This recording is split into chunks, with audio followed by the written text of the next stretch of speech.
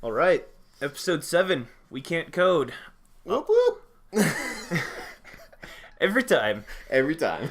All right, my name is Ben, I'm Mike. and this is our podcast. We can't code, so we criticize. It follows games, what's going on in games.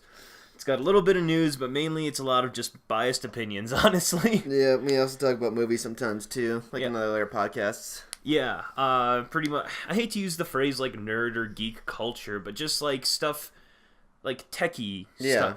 Yeah, I mean, I hate that someone's like, I'm a geek, you know, geek life, nerd. Just go fuck yourself. Like honestly, we live in the age of computers. Like, just because you know how to like run a game on your, just because you've played Farmville doesn't make you like a nerd or a geek anymore. No. It's like even just like building a PC nowadays is pretty straightforward. Yeah, I mean, sorry. Okay, we're not even in the rant section yet. I don't know why I'm getting. We're like maybe a minute into the podcast here. I'm already getting heated about this random fucking subject. It's a heated day. No. Nah, it's but Yeah. So Mike, how was your week though, bud? week was kind of rough. The in-laws have been stuck with me for an extra 4 days. Sadly, love them to death, but you know me, I'm not actually working this week. I'm using some PTO time, so I was with them like every minute of the time. They're gonna just casually stumble across this stream and like. No, it's not going to be their thing, but they're going to listen to it and be like, "Oh, Mike has a podcast." And sorry, I don't mean to offend you with that voice. You know how they sound like too. They don't sound like that. But no, they're going to listen to it and then they're going to be like, "Well, sorry to bother you, Mike." No, we were talking about that. We were joking about that the whole entire time. We were just like, they're ready to go, and I was ready to have my own place back to myself again. So like, I was limited to play, but after their second flight got canceled, I was like, screw it, I'm just playing my games. So I actually picked up PUBG like I promised and gave that a go. Yeah, boy. And that was a lot of fun. I enjoyed a lot of it, and it's a rarity where I pick up an early access game, but it's really solid already. I didn't run into any glitches that, at least for me yet. Solo play though, I'm not a fan of. I find it way too boring. Yeah. It's just like, it's interesting, but just not my cup of tea playing solo. But playing with a team, it is so much fun for me because I used to play Airsoft, and when I'm playing that game, it reminded me of just playing Airsoft because everyone just enjoys the game, but when you're in it, you take it pretty seriously. You kind of get this whole military tactics thing. But like Airsoft, though, if you die, it's just funny. You know, it's like, oh well, because you just start the next match and just give it a go. Yeah. And I've already have so many good times playing with you and a couple of other friends too. There's a lot less camping when you're in a team as well. People typically like take point and then they like, you know, move in on a target. There's less like I'm sitting in this house for like 30 minutes, you know? Or just crawling because you know that you have a team to back you up, which is nice. It's a great feeling. And it's just fun to just like be going like just walking and out someone screams like, "Oh shit, guys, shake 132. Everyone just whoops 132 and just owns someone there, just lights them up. Yeah. Or just like, take fucking cover, I'm getting hit. It's always good when you see someone running across the ridge and you call it out and just everyone opens fire immediately. I don't know. Those are some of the best parts of the game. Yeah, like no major complaints. The only complaint I ever had was that 2 games in a row, we ran into hackers where they just had aimbots with them. And they just like instantly headshotted us. I mean, I was like one of them. We knew one was specifically a hacker because he headshotted one of my friends. And as I was running up the hill, there's a tree in front of me. You couldn't see me, and the guy couldn't see me. But next, you know, I'm dead instantly, and just like headshot with an M416. I'm like, bullshit. And then Sam was going, our buddy, saying like, yeah, this guy's definitely hacking. Not only that, because he's running faster than the car right now. I'm like, okay, yeah, now I know for sure. He's the Flash. And so we did max. We just started the match, so it was no big deal. And then the second time was more annoying because like when we landed in this area, we landed in a whole town where there was no one. It was just us. And the town where we landed in was in the center of the circle of the map too. That the white ring. Okay. So we're right in the middle of that, and we had a town to ourselves to loot everything. And so we were fully stocked out, and the first team we come into are just hackers as well, because they one of them instantly heads me as I'm shooting at him. He jumps in the air, turns and shoots me, and headshots me, and I'm wearing a helmet too, as well. And then both of my 2 friends then got headshotted with crossbows. instantly. Just like both of them at the same time. Crossbows. With crossbows. And they were in full cover and everything like that, and they were moving around, and they still got headshotted instantly. Man. And that one just really ticked us off because it was so demoralizing. Because like we did everything right. Well, we didn't do everything right. We were just so lucky to actually to get a ton of ourselves to loot. We all had jacked up weapons. We had the gear. We were in the circle, and then it's like hackers. It's like awesome. The developers are saying they're putting a full team on it. So it's one of those things that I hate saying this because it's early access, because I think early access is bullshit excuse. But they are working on it, and they are taking it very seriously. But yeah, the game is really fun. I still enjoy it. Like 8 out of 10 game. You know, a must pick up. If you enjoy first-person shooters and you enjoy multiplayer games, you should definitely pick up PUBG. It's really good. I just wish that there were certain things that it's the same thing that any MMO fails at, is that, you know, when you like pick up an item, there's like a basic like grab animation. Yeah. Or like when you open a door, it doesn't even like the door just opens. Like there's just some things that I'm used to, like a single player experience, that the game, it feels very rigid and like obviously unpolished in certain areas. I hope that when they do make the full release, like there is the smallest animation for like opening up a door, like your guy reaches like forward or something. Because as of right now, I mean, just the door like swings open random, or you know, like without touching it. And this is nitpicking. The core gameplay and mechanics are great, but it's very clearly still like an unfinished game at some points. The car, like the driving is horrible in it, but I mean, I didn't have too much trouble with the driving. Actually, I thought the driving was pretty good. Okay. Well, I haven't experienced, like, you have told me stories, and you told stories on the podcast, too, about just, like, a single rock will send you flying in the air. Yeah, it's more like when you're driving through the, like, dirt or something, and you hit one edge or ledge, and your car just, like, starts tumbling randomly. I mean, there's videos online where, like, someone will hit something, and their car will do, like, 3 flips up in the air and, like, explode on him. Like, I mean, it's, like, crazy. So, like, of course, the game is really good, but it still definitely feels like an alpha or, you know, a beta version of a game. It feels like a beta version, and I'm not a fan of early access games. Actually, I'm really no fan at all of early access games. I think it's really just a bullshit thing to say nowadays. I think it just helps companies get away from full criticizing them. But it's still, you know, it's what it is. You're gonna put a game out there, and you're gonna expect people to buy it. You shouldn't be able to stand behind the fact that it's like, oh, it's a shitty game, but it's going to get better. Luckily, PUBG doesn't fall into that category. Yeah. It's still very fun, just as is. But I mean, that's kind of the give and take of early access. Is that if you're going to release a game, no matter how unfinished it is, it still has to be fun. You know, a game, like a movie, at its core, it has to be entertaining. Yeah. You know, it's a form of entertainment. It needs to be entertaining. And this is honestly more than entertaining to me. This is just, I can see why it took over Dota and everything for having more multiplayer, for having more players actually playing it at once. It took over Dota and everything. And it does deserve that actually credit doing so. And I don't think it's just like, obviously now it's not a cult, you know, game. It's actually a very popular game now. And it's just fun. And like one of my favorite things is just, like one of my favorite moments too is we went to the apartment complex. I landed in another building with a rando with us because we only had 3 people. Yeah. So we had 1 rando. And the rando was actually just a normal person, was great. You know, it was no kid or a jackass. So me and him were actually communicating very well. But we were just stuck. He only had a double-barreled shotgun, and I just had a pistol with 2 clips in it and a scythe. So we were alone in this one building with, like, 2 teams. And somehow, like, we take down a team, like, half a team, and then one other team with, like, the shotgun, a pistol, a scythe, and 1 grenade. But we finally got killed. But my favorite moment was not only just the communication I had with the guy, because like we were just constantly going back and forth on like what to do and all that stuff, and we were working with each other, which I absolutely loved. It's one of my favorite things too. Is that when you just connect with a stranger in a game and you actually work as a team and you're successful, it just makes the game 10 times better. But what made it even more fun was just hearing my 2 friends who were in the opposite building just yelling and screaming, saying, "I'm trapped inside with them! Let's get them! Just do something!" It's just like, I couldn't fully understand what was going on, but they were just constantly yelling at each other, just like killing other people and just running around this building. And I'm just having this serious conversation with the other guys, like, all right, we had to do this right or we're dead. And just hearing them just fuck around in there was just great. It was just one of those moments that I will not forget about the game. And so that was PUBG for me. I also since I'm back home again, I actually picked up Dead by Daylight. And they actually, with the new update, they fixed the Doctor, my favorite hunter. And I'm just wrecking with him and having so much fun. I usually just play one match a day, and because that's all I really need, and I just put it down then. But it's really fun, and the update was great. The game is still running smoothly.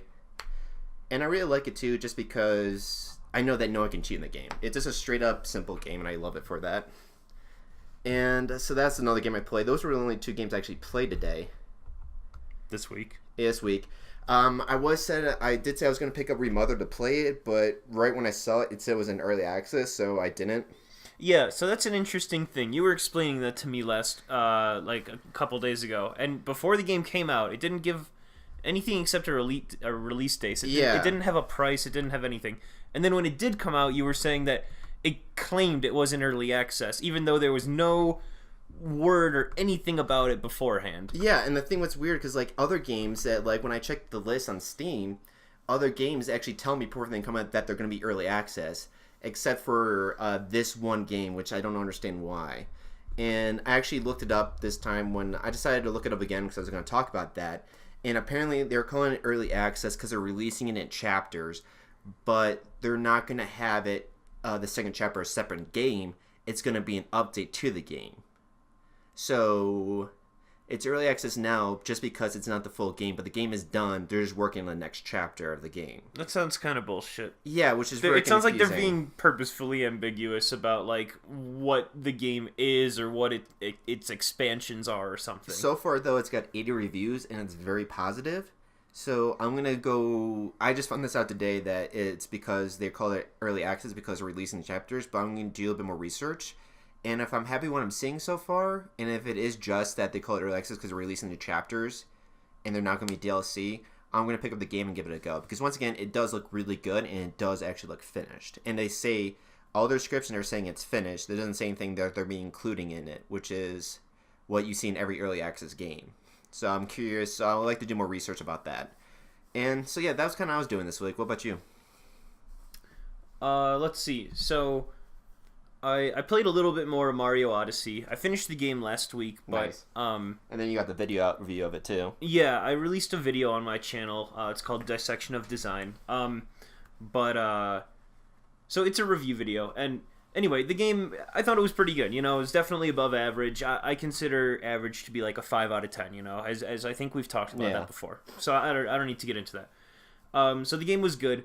But one thing that I did notice this week when I started playing it again is that the post-campaign has almost an entirely different feel than the normal campaign. So when you beat the game for the first time, you go back to each world, and each world suddenly is like repopulated with stars or moons, I guess I should say, is what you collect. So they add more stuff. So you can't do a complete run through the first time. You have to beat it, then go back. Yeah, you have to beat the game and then you go back, which is fine. I don't know if I'm a fan of that, but that's just me.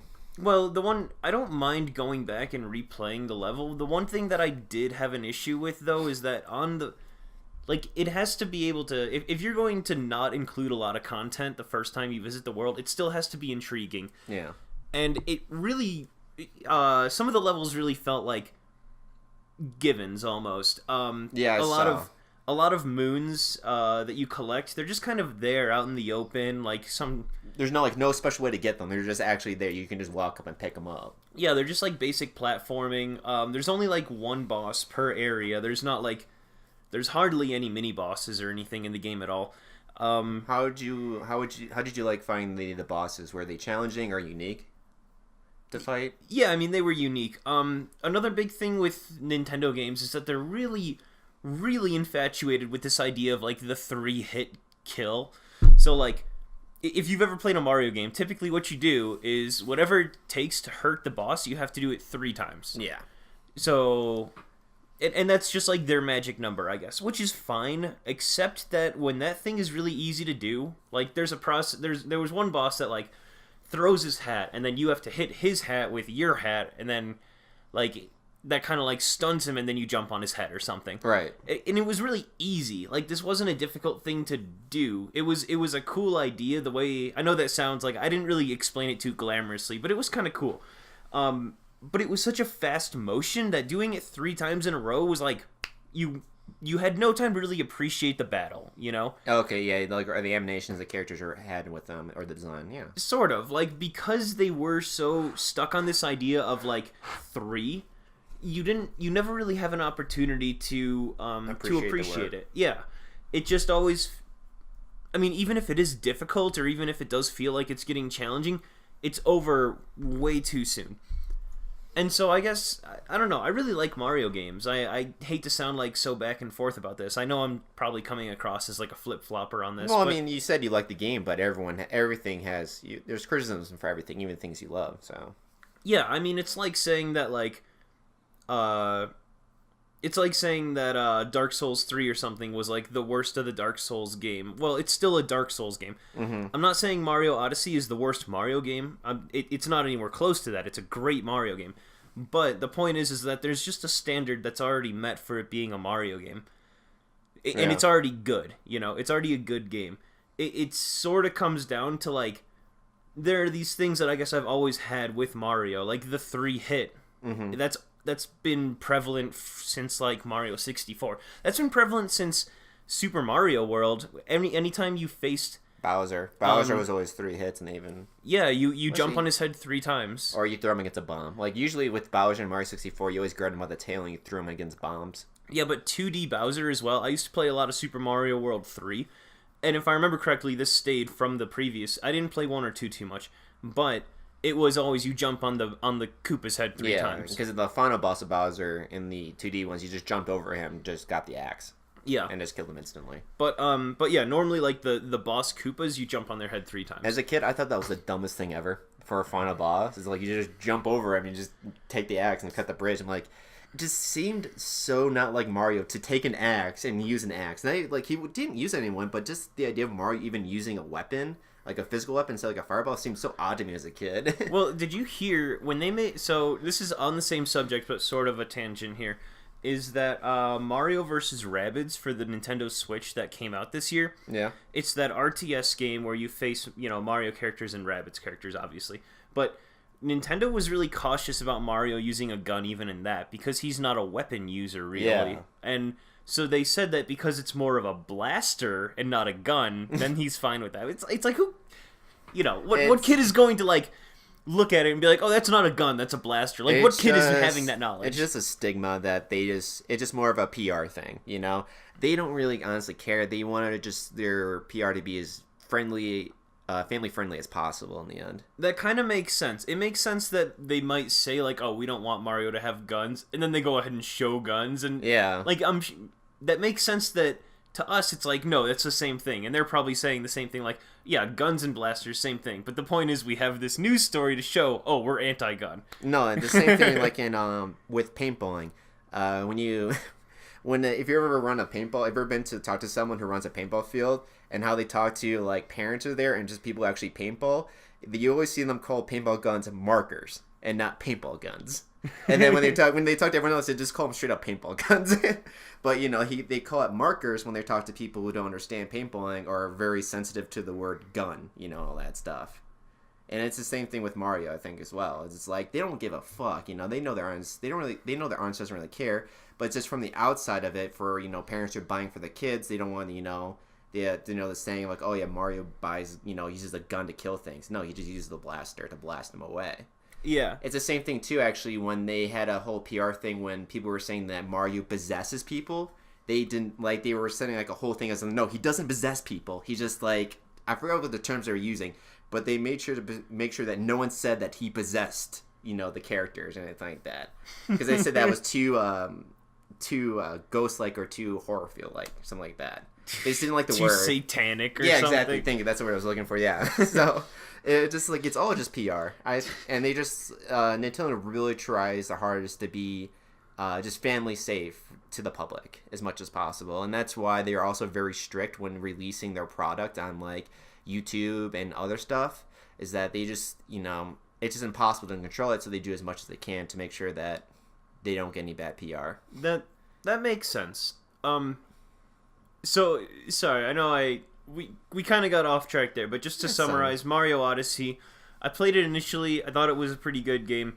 This last week I played it. I think the post-campaign is much better than the campaign as it is. It kind of opens up a lot more opportunity for you. Do you want to finish it? Like the post-pan? Do you want to go through the whole entire thing again or no? To beat the game, you need 124 moons. The entire game is more than 800 moons, so it sounds like a lot. I don't know if I'm going to get everything, but... The thing is, do you want to? If there was something worthwhile, it would have to be really good, though. Is like, if there's something worthwhile, like, I would probably collect, like, 30 more moons or something. And in those, like, if they were challenging. But to collect, what, we're talking, like, 5 times more moons than what the normal campaign offers? Like, there has to be some massive incentive to do that.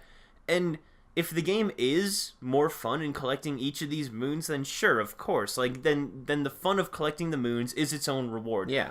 But from what I can tell, there's a small challenge in some of these, but a lot of them are also just mainly, like...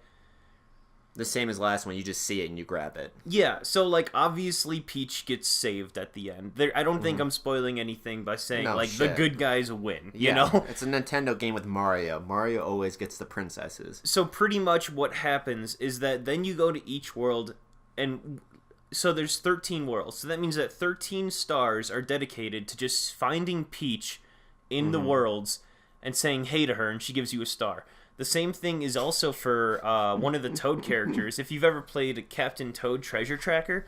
I've seen you play it when you used to stream it. Yeah, so that's another character that you just find him and he gives you stars. So then, not 13, but 26 stars. Then, you know, it's the same thing. Like, there's other characters that they're not stars, they're moons. Whatever. I thought that was a funny change that they switched it over to moons. I'm like I don't know why they did do that. I mean, stars are still good. Is it just trying to make it, it's different now? It's like everyone knows it's not really different. It's still a Mario game. Yeah, I'm trying to think of why that was, because there's no...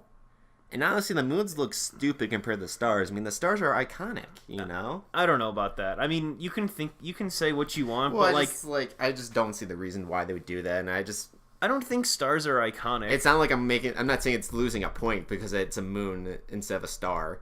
But I just think I just don't know the reason why they did that. I don't think stars are iconic, though. Like, in Super Mario Sunshine, they did sun sprites. They looked like stars, though. Yeah, I mean, I guess. In Super Mario 3D World, it was just the pole that you climb up in at the end. Like, stars are iconic to Mario 64. I guess so, and I didn't really play much after that. I thought there was always been stars. Yeah, so that's true. You can't really say that stars are more iconic than, like, moons now, I guess. They're iconic to me, though. Alright, well, there's irrefutable evidence that you will not be able to convince Mike otherwise because they're iconic to him. Yeah. But no, I just when I saw the moons, I just thought it was a little silly. Like, it didn't make me hate the game one bit. I just thought it was silly. Yeah. Okay, so yeah, post game I thought was much better than starting game, but also it just lacks incentive to continue. The moving forward, that was Mario Odyssey. Obviously, I played PUBG with the boys and officially now Mike. So much fun. And then so I was talking last week about The Witcher. Yeah. And I started it. And I got just as far as I did the first time that I played, and I lost my incentive to play it. But I'm gonna try a third time. Oh my god! So the thing about The Witcher, quick question: did you run into the guys, two twins? No. All right, so they're in the beginning. So like next time if you restart and you start from the beginning, look for the twins, and they tell you how they are sorry that they almost raped you. No. Or so your friend. So the only thing I've ever done in the game is I've played the tutorial, and I know that that's a really like heavy-handed, like I can't believe you. Like, you beat the tutorial and then you're tired of the game, Ben. Yeah, I know, I'm stupid. I'm stupid. But, no, so, like, what throws me off of the game is that it introduces you to so much in so little time. And the other thing, too, is that there's screens in screens. So, like, to select your spells, and this is an issue that, like, Kingdom Hearts had, where you've got to, like, go into the menu and, like, select magic, select this. Like, The Witcher 2 has a little more finesse to it, but essentially, like, you hold down this button to open up your magic menu, then you, like, use your D-pad to select the specific spell, and it just gets really complicated in the heat of battle. And they do a thing where it, like, slows down time when you're going through your menu, but still, it's, like, really not well executed. I think I played with the keyboard when I played, and I didn't have issues, but I still wasn't a fan of you have to open up a menu to get to your spells, just because it slows down the count. It breaks up the combat for me. Yeah, and this game is definitely a game where you're going to, from what I can tell, you're going to be jumping around using a lot of spells. You can only have one attached at a time. And a good game that executed this slightly better, but not much, is Skyrim. And that was the only reason that they did a better job is because you're not jumping around using 100 abilities. You've got, if you're a magic caster, you've got your attack on one hand, and then you've got your healing in another, essentially. And then you have the hotbar to switch between spells, too. Yeah. Which made it easier. And even that, though, like, the more you've got to jump into a menu always throws me off. It always feels like not executed well. And yeah, I always find it annoying because, like I said before, it just takes you out and it's like, all right, now I have to go to here, go to this tab and that tab. All right, now I'm good. Now let's go start fighting again. But once again, like, okay, so that sucks, but I do want to get into the game because it's hard to, like, just because I hate the controls doesn't mean I'm going to eventually get used to them. Yeah. And so I would like to see if I do start to not mind it. I did get used to it very fast. The only reason why I stopped is I got stuck in an impossible part where I couldn't kill this one enemy, and I was stuck in a checkpoint where I couldn't leave either. So it was it wasn't part of the story either. It was a random quest. So that's why I stopped playing though. Because are you playing easy or normal? Normal. I suggest playing easy. The tutorial is easy, but trust me, it ramps up fast. I'm pretty good. We'll see. No, I thought I was pretty good too until after you leave the tutorial, then the game is like, hey, you know that tutorial? Well, fuck you. Here's the real game. Yeah, we'll see. So that's all that I played is Mario Odyssey, Witcher 2, and then PUBG with the boys. There is something else that we both did, not at the same time though. We both saw the new Thor movie. Oh yeah, that's right. We can talk about that. Mike, go first. Yeah, and I was like, it's my favorite Thor movie. I think it's one of my favorite Marvel movies as well. It's nothing, I don't think it deserves an Oscar. I don't think it's, like, groundbreaking. It doesn't do anything good, but, like, special. But it just has the perfect amount of comedy. The story is great. The characters are awesome. The acting's good, too. And it's one of those I can just sit down and rewatch over and over again. Comedy was fantastic in the movie. It's, like, literally, okay, if I can do my small rant for a little bit here, sure. Mike. It's like they took Guardians of the Galaxy and, like, they just they took a crayon and they just crossed out Guardians of the Galaxy on the top and wrote Thor 3. Basically. And then, like, it's got the same exact humor in that I'm not saying it's a ripoff or anything, but I'm saying, like, if you liked Guardians of the Galaxy, you're going to like Thor. What they did is they have this, like, Guardians of the Galaxy knows how to set a certain tone really well. They've got the 70s, like, music, and they do that a lot. Thor also has, like, you know, some really, like, music to get pumped. Like, the movie starts and ends with AC/DC. Yeah. Which is awesome. Who? I can't. What's the song? Because I want to make sure I'm getting this right. Or no, I'm sorry. It's Led Zeppelin. It's Led Zeppelin Immigrant Song. That's right. Holy shit! I can't believe I haven't listened to classic rock in a while. Forgive me, it's a good throwback, especially just for us, because we were still at that breaking point of music where we all knew all those songs too. So it was great to hear those, because you don't really hear them that often anymore. Yeah, I mean, I used to be one of those kids always wearing, like, my Led Zeppelin shirt or something, and I haven't listened to them in like 15 years. A lot of friends that we hung out with were all very into music, especially old ones like in the 70s rocks and all that stuff. Me, I wasn't much of a music guy, but since I hung out with all you guys too, I just also enjoyed the same music as we were just driving around and stuff. I think a lot of people in that age, like high school or whatever, they do it has like its own resurgence. I don't know. I was watching that 70s show, and Hyde, you know, kind of like the Afro guy with glasses, he's always wearing like Led Zeppelin shirts and stuff, and they always like. That was kind of our group of friends. Yeah, I mean, it just, like, I think that age in general, I know that show is specifically based in the 70s, so it's not the best parallelism here, but, like, the fact is like, when you are that age, like, that music is just hardcore as hell.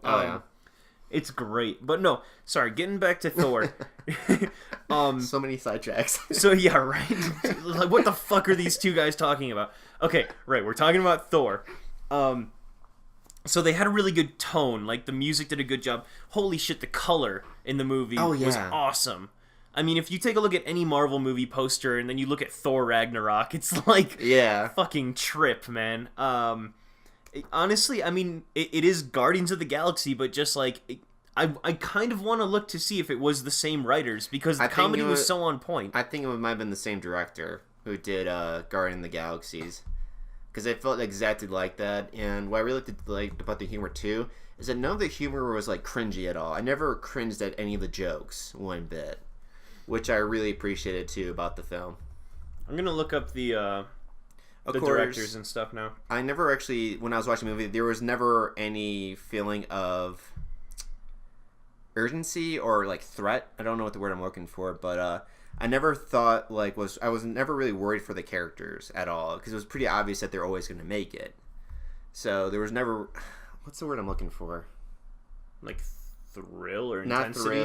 Not really. I never felt like there was any dilemma. Suspense. I didn't feel any major suspense because I already knew they were going to make it. You know, because they're major characters, and the story never really makes this, like, the comedy, all this stuff keeps it on a level where nothing ever seems serious. But that sounds bad, but it handles it very well. Yeah. No, definitely. I never really got a moment of, like, that doesn't make any sense, except for, like, one scene where a guy had a little bit too much ammo in his guns, and that's it. But it still looked really cool. Yeah. No, I don't know if you know what I'm talking about. No, I do. Yeah. Highly recommend the movie Thor Ragnarok. Yeah, you enjoy it. It's good for the whole family. It's PG-13, and that's a good rating for it, so you can take your kids. Make sure they're not fucking babies, though, because someone brought their child and was crying through half the film sometimes, and then started running around the theater. I never wanted to drop kids so badly. It really just pissed me off. We've got so many tangents today. Oh my god, it just bugged. I was so pissed, because, like, I couldn't hear this one scene because this kid was crying, and I was ready to murder a child. And the parents who brought them, it's like, if you can afford to have a child, afford to go to a movie, you can afford to get a damn babysitter for 2 hours. Yeah. Come on. That's frustrating. It's like, sorry, if your life is hectic and all that, but you're not the only one that lives on this damn planet.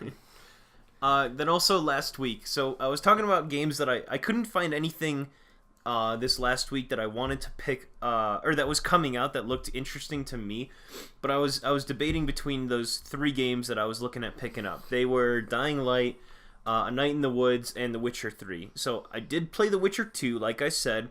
I wasn't feeling that too much, but I'm going to give it another shot. But I did end up picking up A Night in the Woods, which is an indie game, and I haven't started it yet, because the last week that I picked it up, it said it was getting a free expansion in December, so I'm going to hold off on that. Nice. But, no, that game looks awesome. It looks like a good indie game. I heard it adds a couple more hours, which... Yeah, I've only heard good things about that game. I follow other reviewers, and everyone who's played it loved it. They really have no major complaints at all. Yeah, so, I mean, if you haven't heard of A Night in the Woods, either listen to our last podcast or look up a quick... trailer for it. I don't want to get too into it right now, but yeah, so I did end up picking up A Night in the Woods.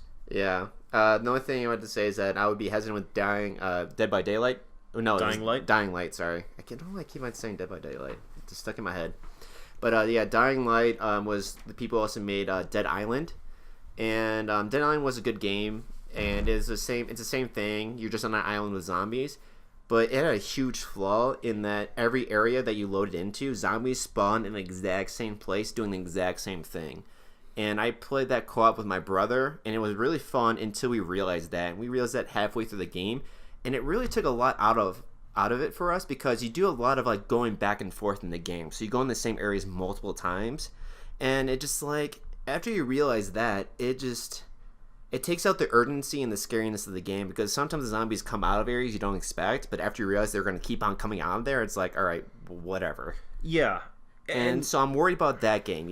This one came out later, so they might have changed up so they don't do that anymore. Yeah, I looked up the reviews, and I didn't realize that it was by the same guys that did Dead Island until you brought that up. And then once I looked up the reviews, I heard that there were a lot of the same criticisms. Like, a lot of... People were saying that a lot of, like, weapon modifications don't really make a lot of sense. Like, you have a katana and you have some AA batteries, and now you've got an electric katana or something. Like, some of them were over the top silly. Which is weird to me. Like, Dead Island, that game was... I'm willing to forgive... As weird as it is, I'm willing to forgive that kind of nonsense for Dead Island because that game didn't really sell itself as an honest, straightforward game. And it was still fun. Like, in mechanics, like, the things were cool, though. Yeah, but with Dying Light, though, the thing that throws me off is, like, you look at the cover of the game, and it looks like a scary horror game. And it is a very serious game because there's a lot of dark story, like side quest stories, such as people who just die or they're watching or they're taking care of their loved ones' dead bodies, and it's very depressing, yet you have these overly comical weapons. Yeah, and that's the thing, is that the theme, I think, is throwing me off. Mm-hmm. I had heard a good friend of mine, he played it a couple years ago, and he said that it's a good game, but it's much better with friends. Of course, every game is. And I'm thinking, I mean, Mike, if you want to play, like, obviously Steam Winter Sale's coming up in a month or something. If I could get a group of 4 people to play, like, I'd be all over that game. But as of right now... If it's less than $10, then I'll pick it up. Yeah, I mean, we'll see. And there's a ton of other games that I want to get around to, which might be even a good transition into our top 5 this week. But I don't think... Dying Light's definitely not on that list. Like, yeah. If it comes down to it, I think I would enjoy it, but it's not really the first game I want to get into. Yeah, and once again, it's stupid that this, like, I really don't need to say this, but if you love the game and you love both of them, good for you. I'm not saying that, like, that's awesome. If you fully enjoy it, that's great, Yeah. This is just my own opinion. Our own opinion. That's everything that I did this week. I mean, if you wanted to get into the top 5, I could do that. Yeah, I started last time, so it's your turn to start it. Sure. So top 5 this week was games that you want to play, but you can never find the time for. Yeah. And, like, right when Ben came out this one, too, and I was like, yeah, I already got, like, 3 right in my head. Yeah, I mean, it's so easy. I mean, there's, like, a massive Steam library. I mean, I could check right now. Let's take a look here. How many games do I own? 384 games on Steam. Keep in mind, I've done a lot of Humble Bundles, and I've done a lot of Humble Monthlies. Like 260 games for me. Yeah, so, I mean... If I played and beat a game every single day, it would still take me over a year. It's so funny when you think about that. Yeah, I'm sure when I'm old and, like, my memory's been taken and my legs have been, like, cut off from diabetes and all this other stuff, I'm going to have so much shit to do. Like, yeah, I'm going to die a very happy and consequently lonely man. I'm super excited when I'm old and retired because I can actually play all my damn games.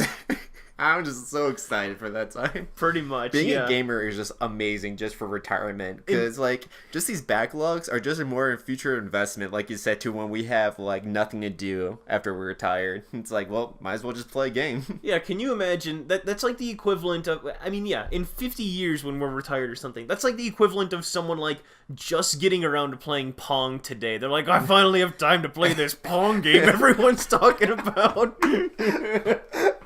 What's the big deal about this Pong game?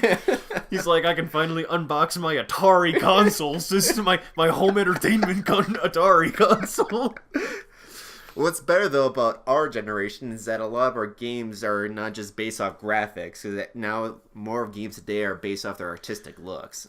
Well, some don't survive as much as others. We'll see. Like, I mean, if I was going to look into my library right now, I'm sure that in 50 years, the first game I'm going to want to play is definitely From Dust. Or, Or we can finally play 7 Days to Die. Oh, God. It's, we can finally start a full server and just actually make a village. I'm sure when I'm 70... I can finally see what all the hype about Gary's mod is, It's like, yeah, those games that are, like, based off of realism, those are the ones that have the hardest struggle to, to keep on being relevant as time goes on, sadly. But the ones that are just artistically different, they have a different art style, are pretty timeless, I noticed. Yeah.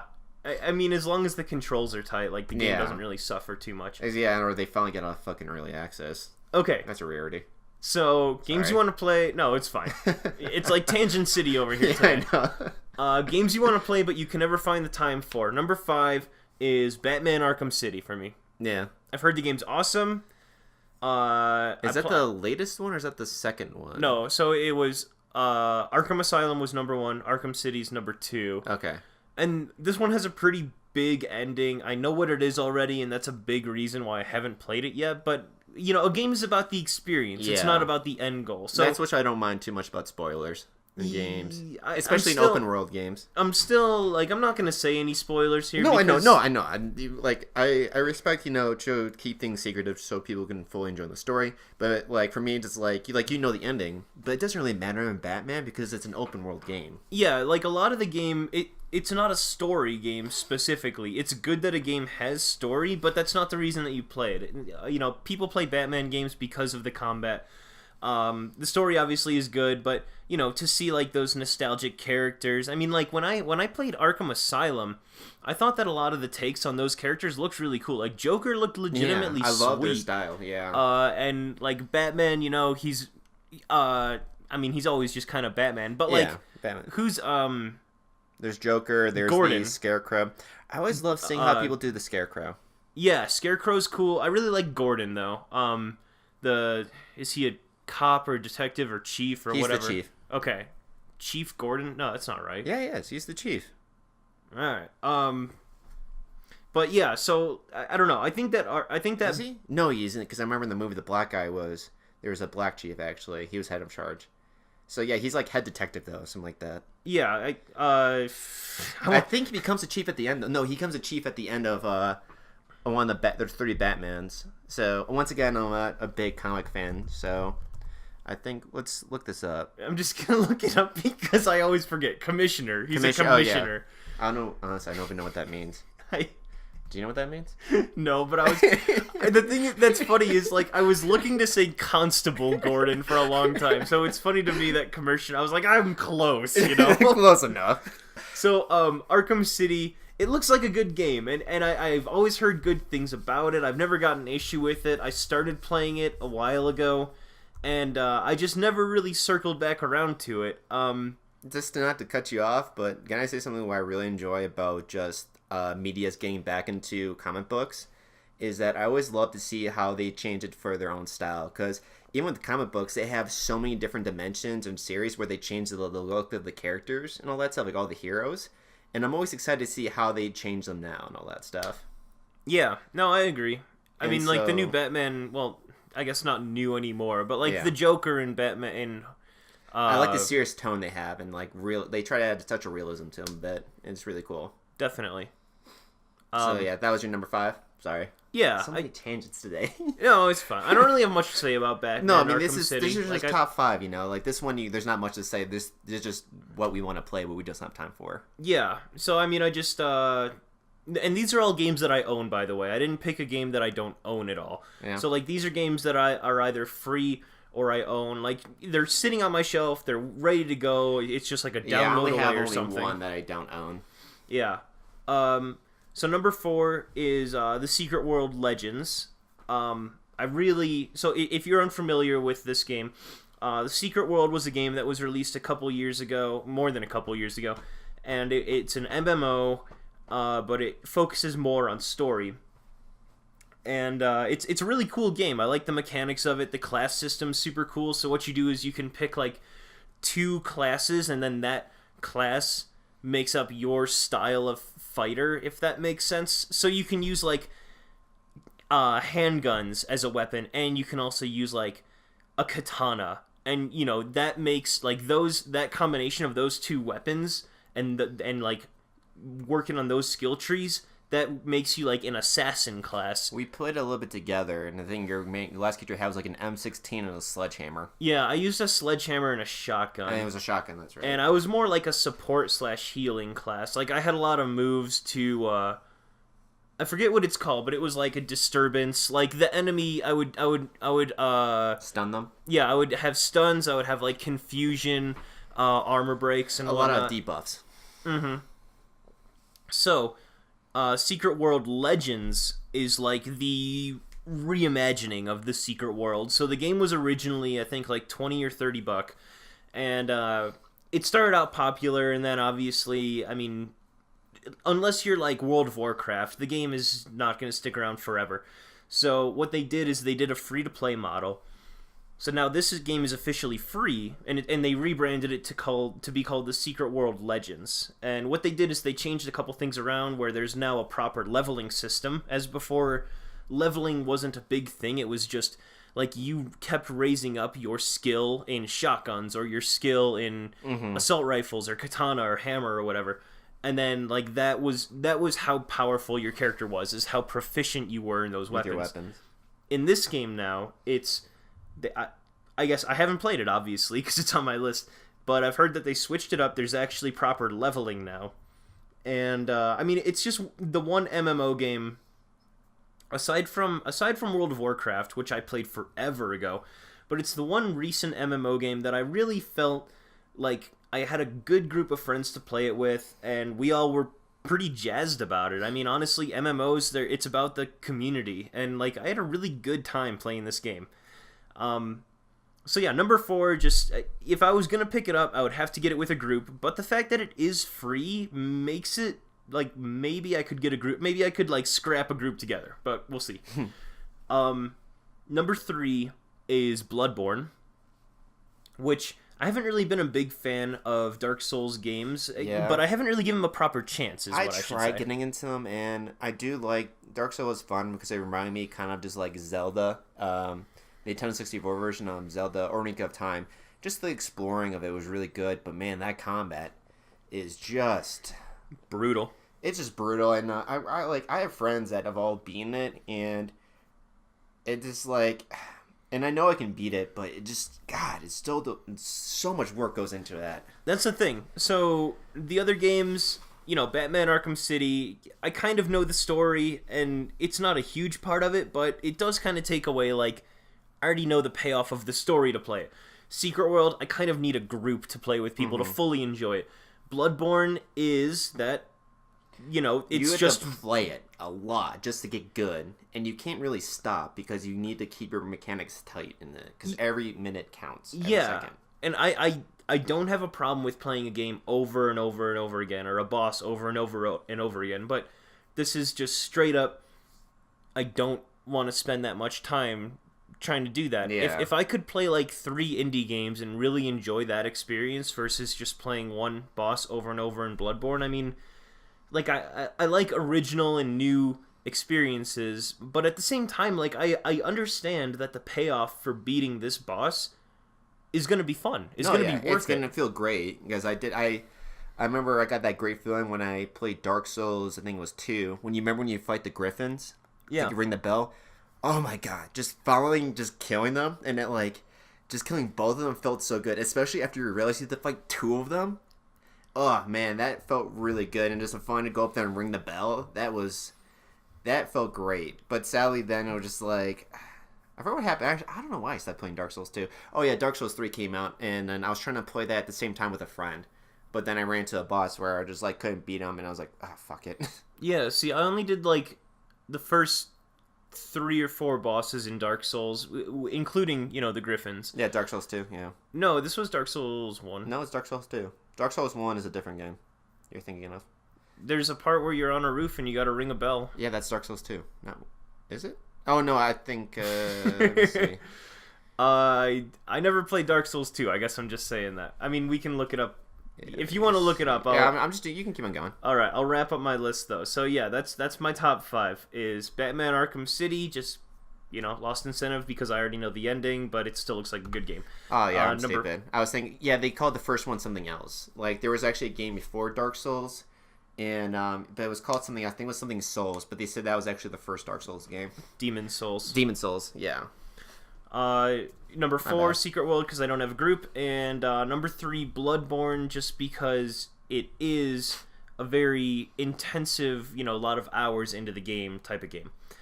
Mike, what do you got for us? I'm going to say on the side, though, I think it's very funny that Dark Souls is the only game really on my games list. It has the actual trademark symbol on the title. Look at that. It actually no other game has it. It's Dark Souls. Actually, in Dark Souls 2, we literally have the trademark TM at the end of their Dark Souls. So they officially own Dark Souls' name, which, I mean, it's obvious, but I think it's really funny that they actually include it in their title saying, yeah, motherfucker, we own this, so don't use it. Yeah, interesting. So, yeah, my bottom 3, the first one is Guild Wars 2, and that's also an MMO game.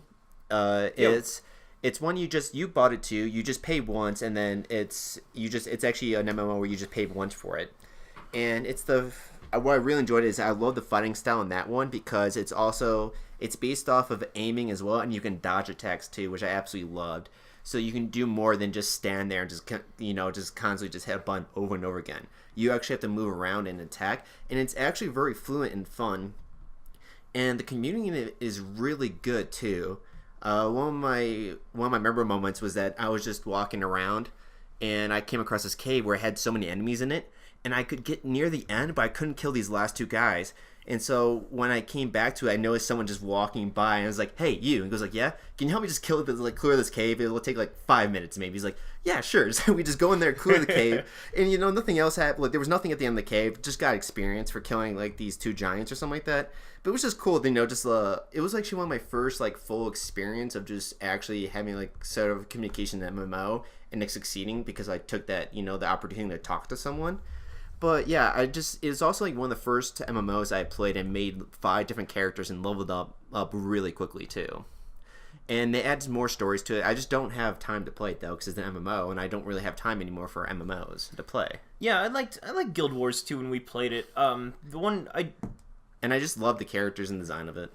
Yeah, I didn't think there was enough direction in the game, honestly. Yeah, I never understood where I needed to go. There's like a main story, but there's a lot of just pop-up quests that happen that you just go to, which is nice. No, but there's like I didn't know where to get new abilities, for example, and stuff like that. I mean, it's just...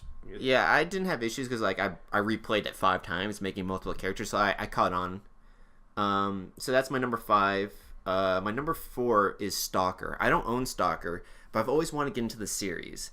And Stalker is basically, and it's based in Russia, and then you're in this area where it's kind of a nuclear wasteland, but it's only in this specific area. The rest of the world is fine, and but people go to this area to get treasures and unique items because apparently there's like some ruins there, and so that's why people go to the area. It's got a lot of nuclear fallout in the area, and that's why it's like filled with radiation. But people go there because apparently there's rare items and stuff, and people said it has a great background story, and I've also enjoyed the mechanics of it is that you don't level up your character, you just find better equipment as you just like scavenge for it, and I really like that mechanic, and I thought it was really cool. From what I can understand, I didn't play the game, but I did play Metro, and from what I had heard, it's pretty much Metro, but just like a previous rendition of that game. Yeah, but it's an open world game, and I just but there's so many out, and people say that you should play each one, and I just don't have the time to do that because they're open world and there's so much to explore and all that stuff. Yeah, there's like 2 or 3 of the games, right? Yeah, and they all say they're all good too, and you should play them all, which is pretty surprising. And they say the modding community is really good, so they even updated the graphics for it too as well. Yeah, so Shadow of Chernobyl, Stalker Clear Sky, and Stalker, I think I'm going to mispronounce this, but Call of Pripyat. Yeah, it's some Russian thing, so it's a Russian word. So that's my number 4. Yeah, I want to get into it, but I just don't have the time just to fully appreciate it. I don't have the time to explore every crevice, look for stuff, and so that's why that's on there. Would like to. And then my number 3 is The Witcher, because I'd like to play all of them, but there's so much fucking things to do, and I know that like when I played the second one, when I passed the tutorial, I just kept getting lost in just like side quests, which was fun, but just like it never stops. You find one thing, then you find another, and then it was just like, and I know that that's what the third one's like that too, and people think it's like that's awesome. I think the people who made Witcher, top notch, great people and all that. I just don't have time for that, and I would love to have time for it, but I don't, and so that's my number 3. So how many hours have you put into The Witcher? Let me take a look. The Witcher 2, at least. Yeah, because from the sounds of it, is that you did put a good effort into the game. I mean, it sounds like you've put at least like 6 hours into the game or something. I think so. Let's see. Or around there or something. The Witcher 2, the Assassin Key. I put 6 hours in it, exactly. Oh, man. And yes!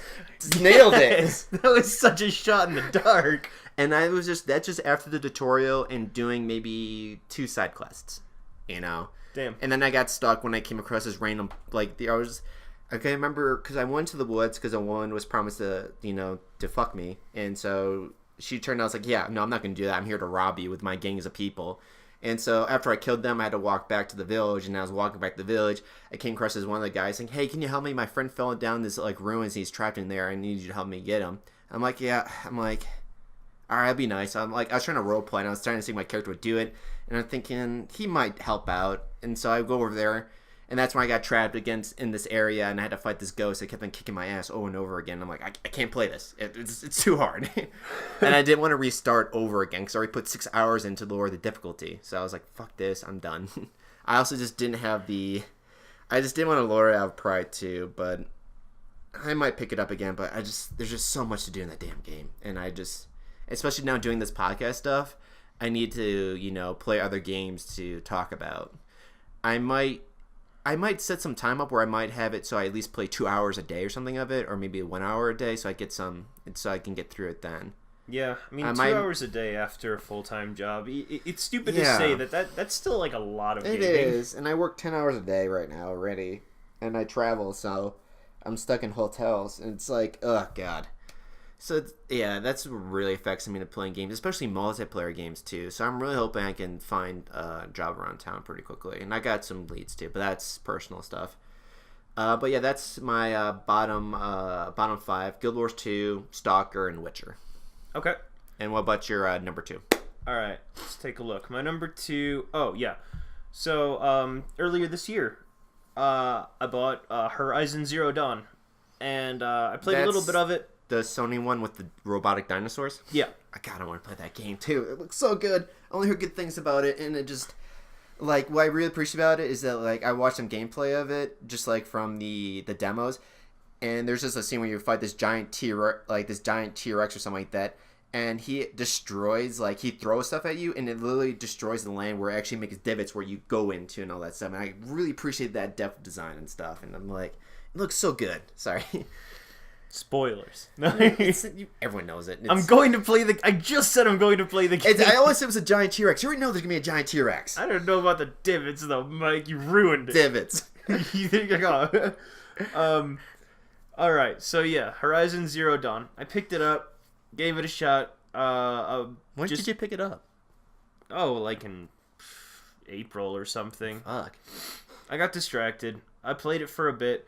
This is when I was trying to stream, and I played a little bit of it, and the biggest issue is just, like, it's hard to stream a game that's a story, because when I was playing, I was like, okay, who's going to realistically tune in every single day to watch a story of a game that's been out for, like, it had been 3 months. Like, it definitely wasn't hot news when I got it. I can't remember when specifically I got it, but it wasn't, like, release day. Mm-hmm. So, I stopped playing because I stopped streaming, and, I just never got around to it. But, so there is DLC being released for the game in December now. It's something Wildlands, Frozen Wildlands, something like that. And cool. That sounds really neat. I just read that it adds an extra 15 hours of gameplay, which is huge for a DLC. Like, that's a lot. So, I mean, along with A Night in the Woods, that's another game that's getting DLC release in December, and I was like, well, fuck, okay, I got all these games I want to play now in December, but that doesn't really fucking help me now, when it's like the 5th of October or November. I mean, like, by the time I finish it, it might be a month or so, but realistically, if I started playing, especially Night in the Woods, if I started playing that right now, I don't think that I would, like, be done with the game on time that the DLC came out. Maybe Horizon Zero Dawn, but we'll see. It's a tough call. But no, that game, seriously, it looks awesome. Yeah. So that's my number 2. My number 2 is Elite Dangerous. I play this game. I love it to death. It's an MMO space game where you're just in spaceships, but you can play in single player too, and it's just fine as well, which I appreciate about it. And it's a whole world of just economics, battles between gangs and stuff, and there's just so much to do and so much to learn about it. And even the short amount of time I play the game, it's just incredible. Like, how many times have I already played it? I already put 15 hours in it, and I barely scratched it. I'm still on my first ship, and you just need to put a lot of hours in to get credits to get even a different ship. But I absolutely love the style. I love the controls of it, because you play with the controller. It's an MMO, but it's based off your accuracy and shooting stuff, and it's just so much fun.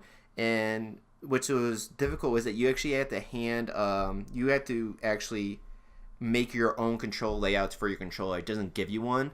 And then what I really enjoyed is I nailed it where it was just perfect, because there is a mode where you can just do space battle fights where you just fight other fighters in space, and I was actually really good. I usually came in first or second, and it made me just really happy because I made the whole control scheme myself. But the controls are really tight. The stuff that happens in it are great. Like the events that happen are awesome. The game, like I said, looks beautiful. I even love it when you just go into these spaceports to land and dock with the spaceport. It's so cool. But once again, it's just like the game is so massive and you just so much time sinking to play it. But it is fun. But the thing is, I don't have time to spare for it. So that's my number 2. That's my number 2.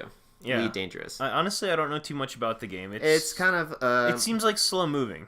It's not slow moving. It's actually fast paced. I don't know if you ever knew about Eve. Do you know Eve Online? Yeah. It's like that, but first person. You actually, it's all, actually aiming and stuff. It's like space battle.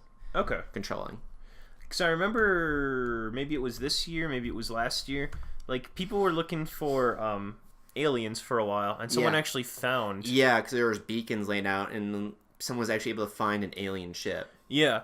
So, okay, anyone listening to this, by the way, Elite Dangerous... This is a game that I don't know too much about at all. There's a whole economic system to it, and it's nuts. A trading system. It's an MMO but in space. Well, I was just gonna say about the aliens. Like, people have been looking for aliens for years in this game, and then I don't know if it was a recent patch or if they finally uncovered this massive secret that the developers had.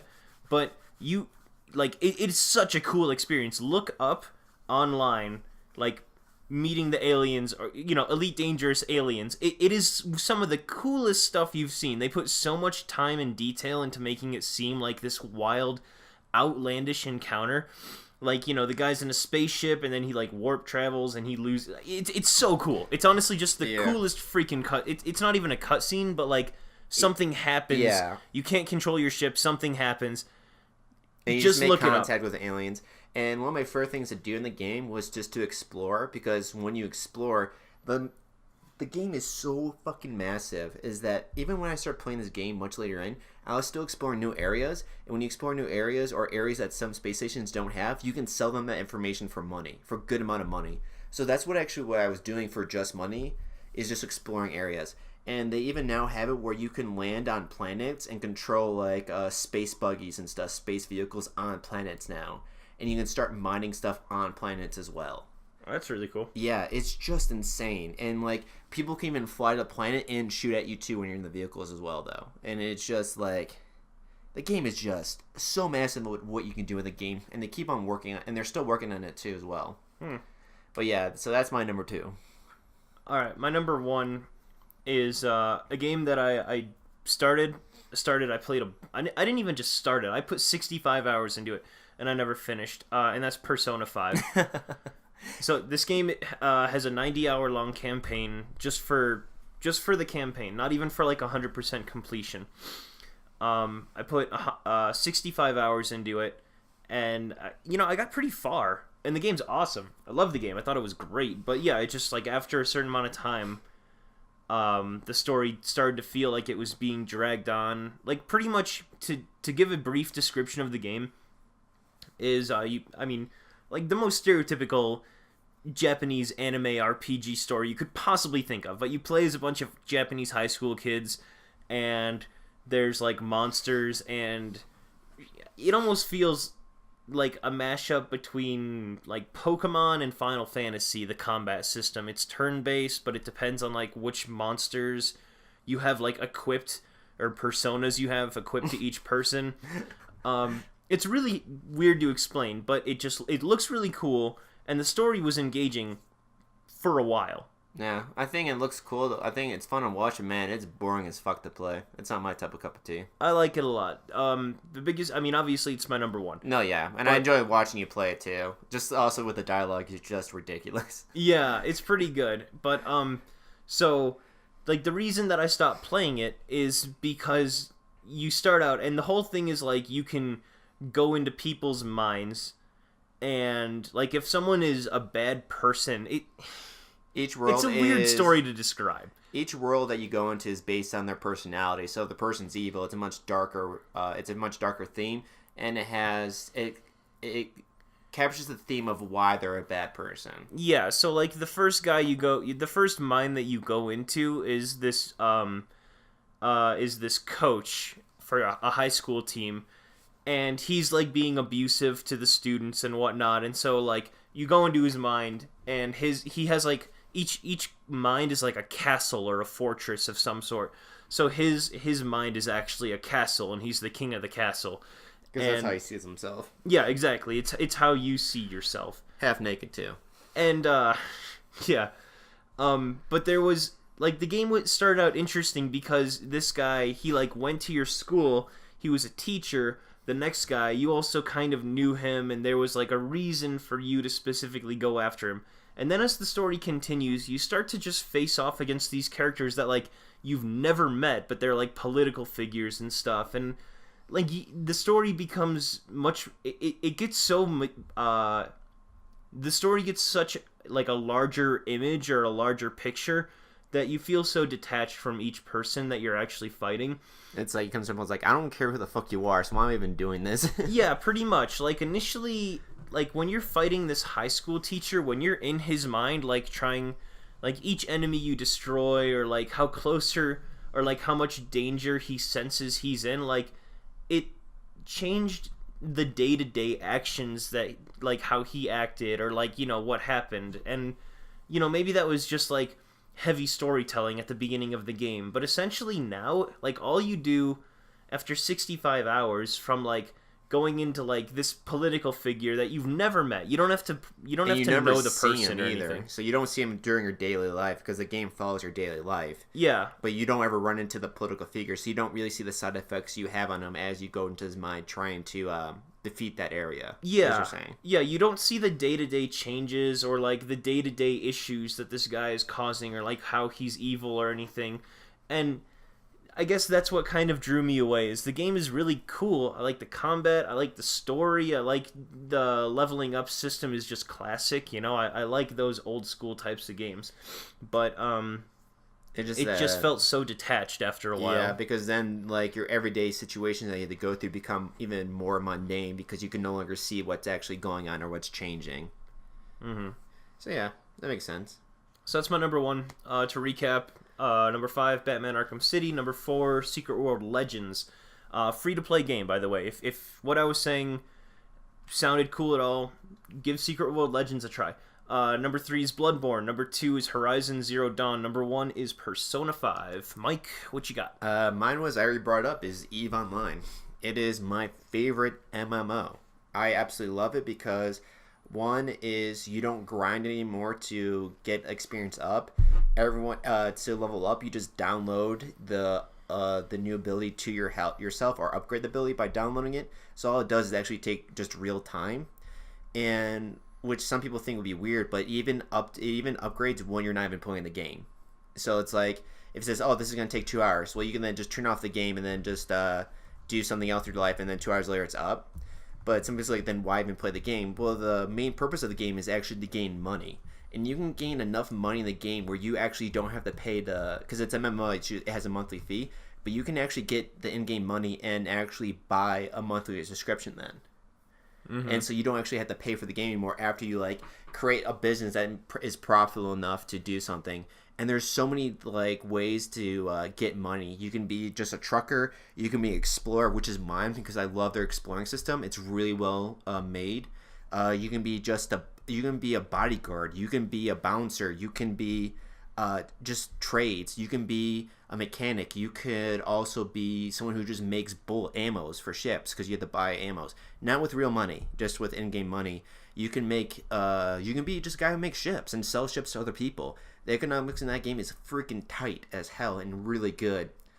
And I also just like, and pretty much everyone's never, like, a lot of people's never played EVE Online, but a lot of people have heard of EVE Online and the stories that come from it, because this game is so old but still popular, and the community is so tight, and they're like, these communities made their own gangs, technically their own organizations, and it's just amazing how big they are and like how much details that go into them and how much time. It's just I just love it. And I just don't. But sadly, I just don't have the time for it because it's MMO once again. But man, I can go on for hours and hours talking about EVE Online. Why it's so good. Yeah, the game looks good. I mean, I remember when you were really into it. Yeah, I was playing with my brother. Yeah.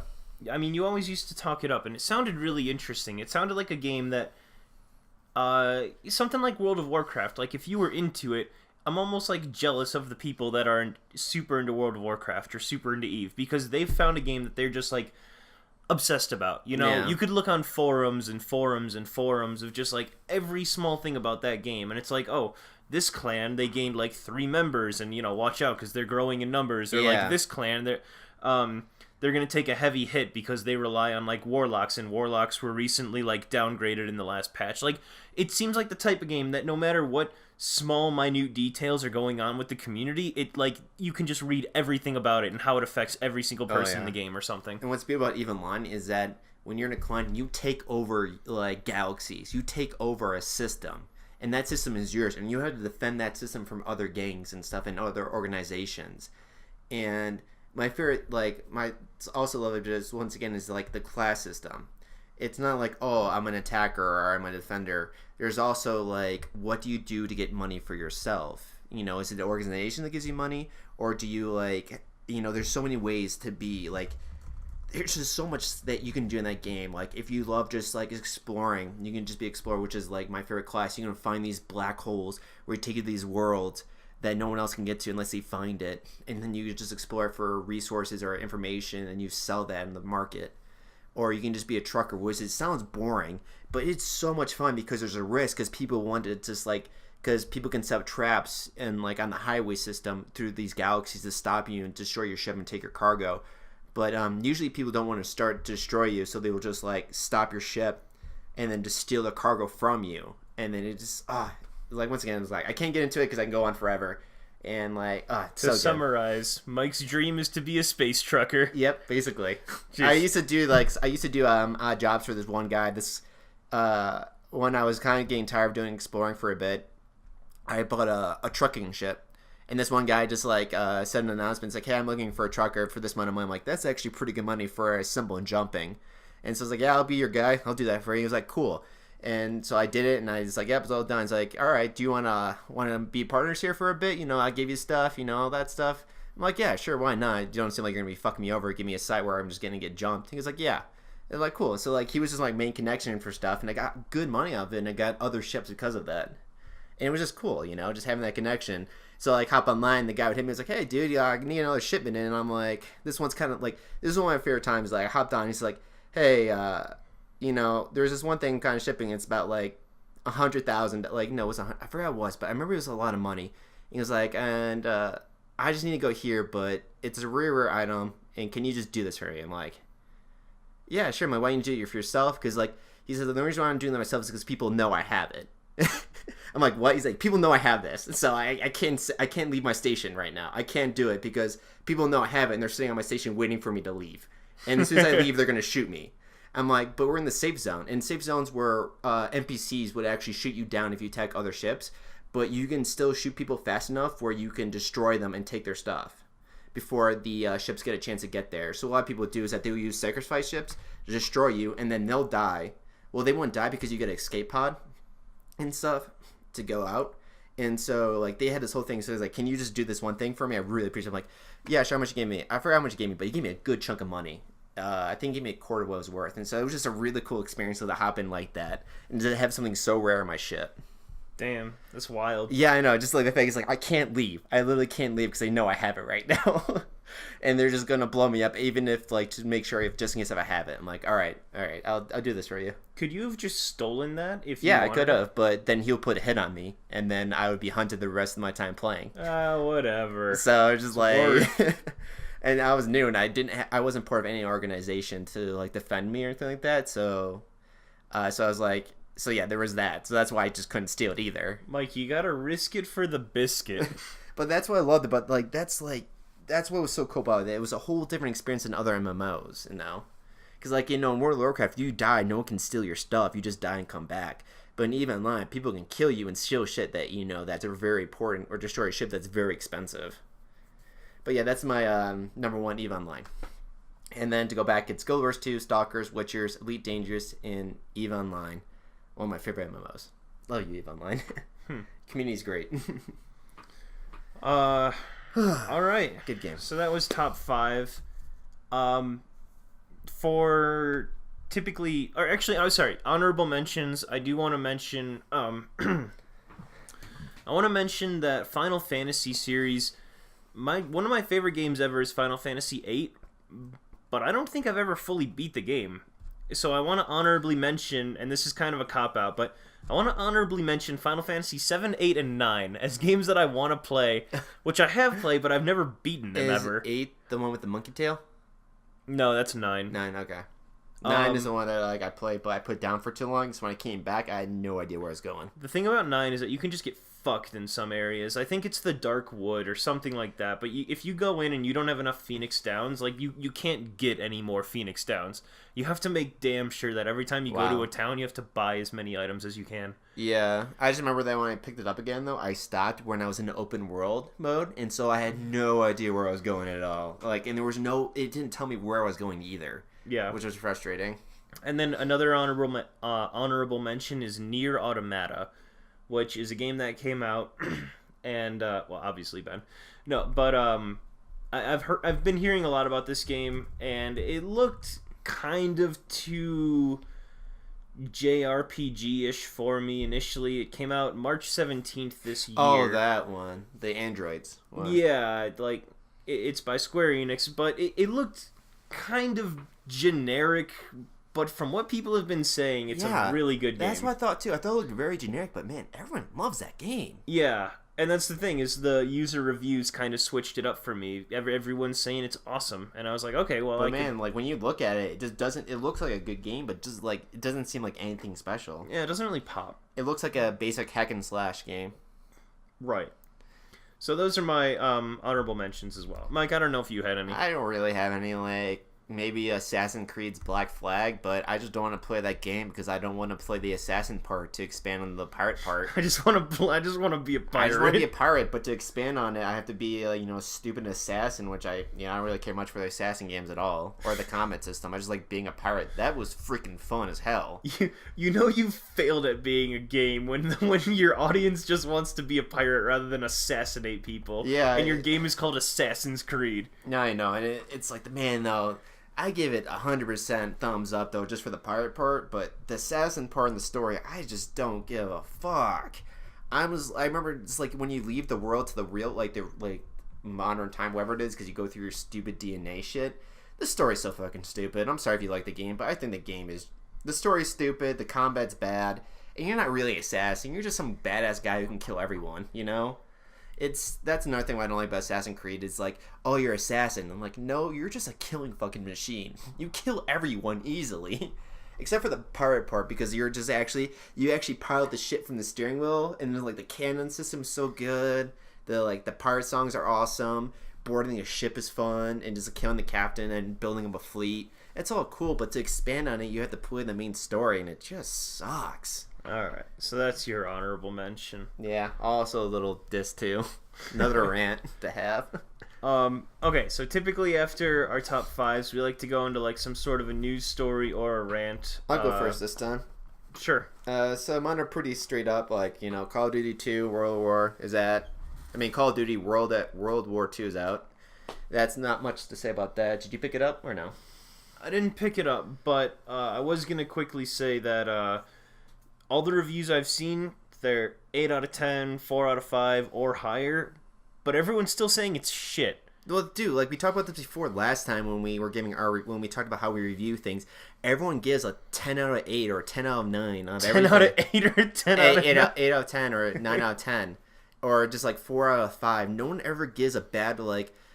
It's like, and see, for those, like, people think that's, like, a bad review, but for us, it's, like, freaking incredible. It's, like, that means it's a really good game. But no, just everyone's just too chicken shit to give an actual rating, And you just have to actually read their articles to see what they really think of it. Yeah, I mean, like, Nazi zombies, I watched someone do a Twitch stream of it, and it looks... really tedious. The guy was on round like 27 or something, not a super high round, but there's like these guys that are like armored, not necessarily armored zombies, but they take a couple hits. They're like berserkers almost. You shoot them and then they run at you and they do a lot of damage. Like, it sounds like they're adding in so much to the game, and that's always kind of been my issue, is just like, don't mess with the core game. Add in as much stuff as you want, but don't mess with like, turn on the power, get the sodas, get the pack-a-punch. You have to be able to enjoy the game without like getting too far. People liked it because of the original ones. You just fight the horde as best you can until you can no longer fight it. Yeah, you're gonna add these armored zombies. You're gonna add in like guys with bombs on their back or something. There was something where like I really hate kamikaze enemies. I'm sorry, they're the dumbest enemies ever made. They're just annoying. Okay, well, before I go into that, I can't say for certain that it was a kamikaze enemy, but they like, I saw these zombies spawn in. And they had like these big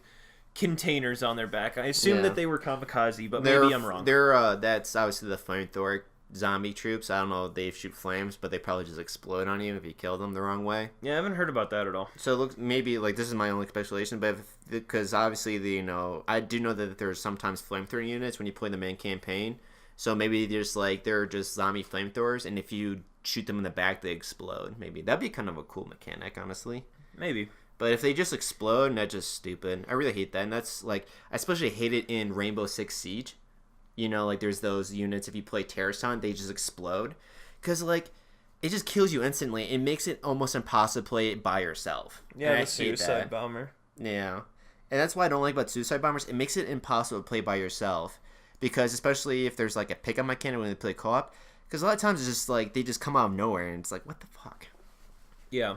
Okay, so sorry. I mean, that was your kind of news story. I stole. No, that just like, that's all I had to say was like, hey, it's out. You know. Yeah. Another one. But yeah. So you think you might get it in the end or no?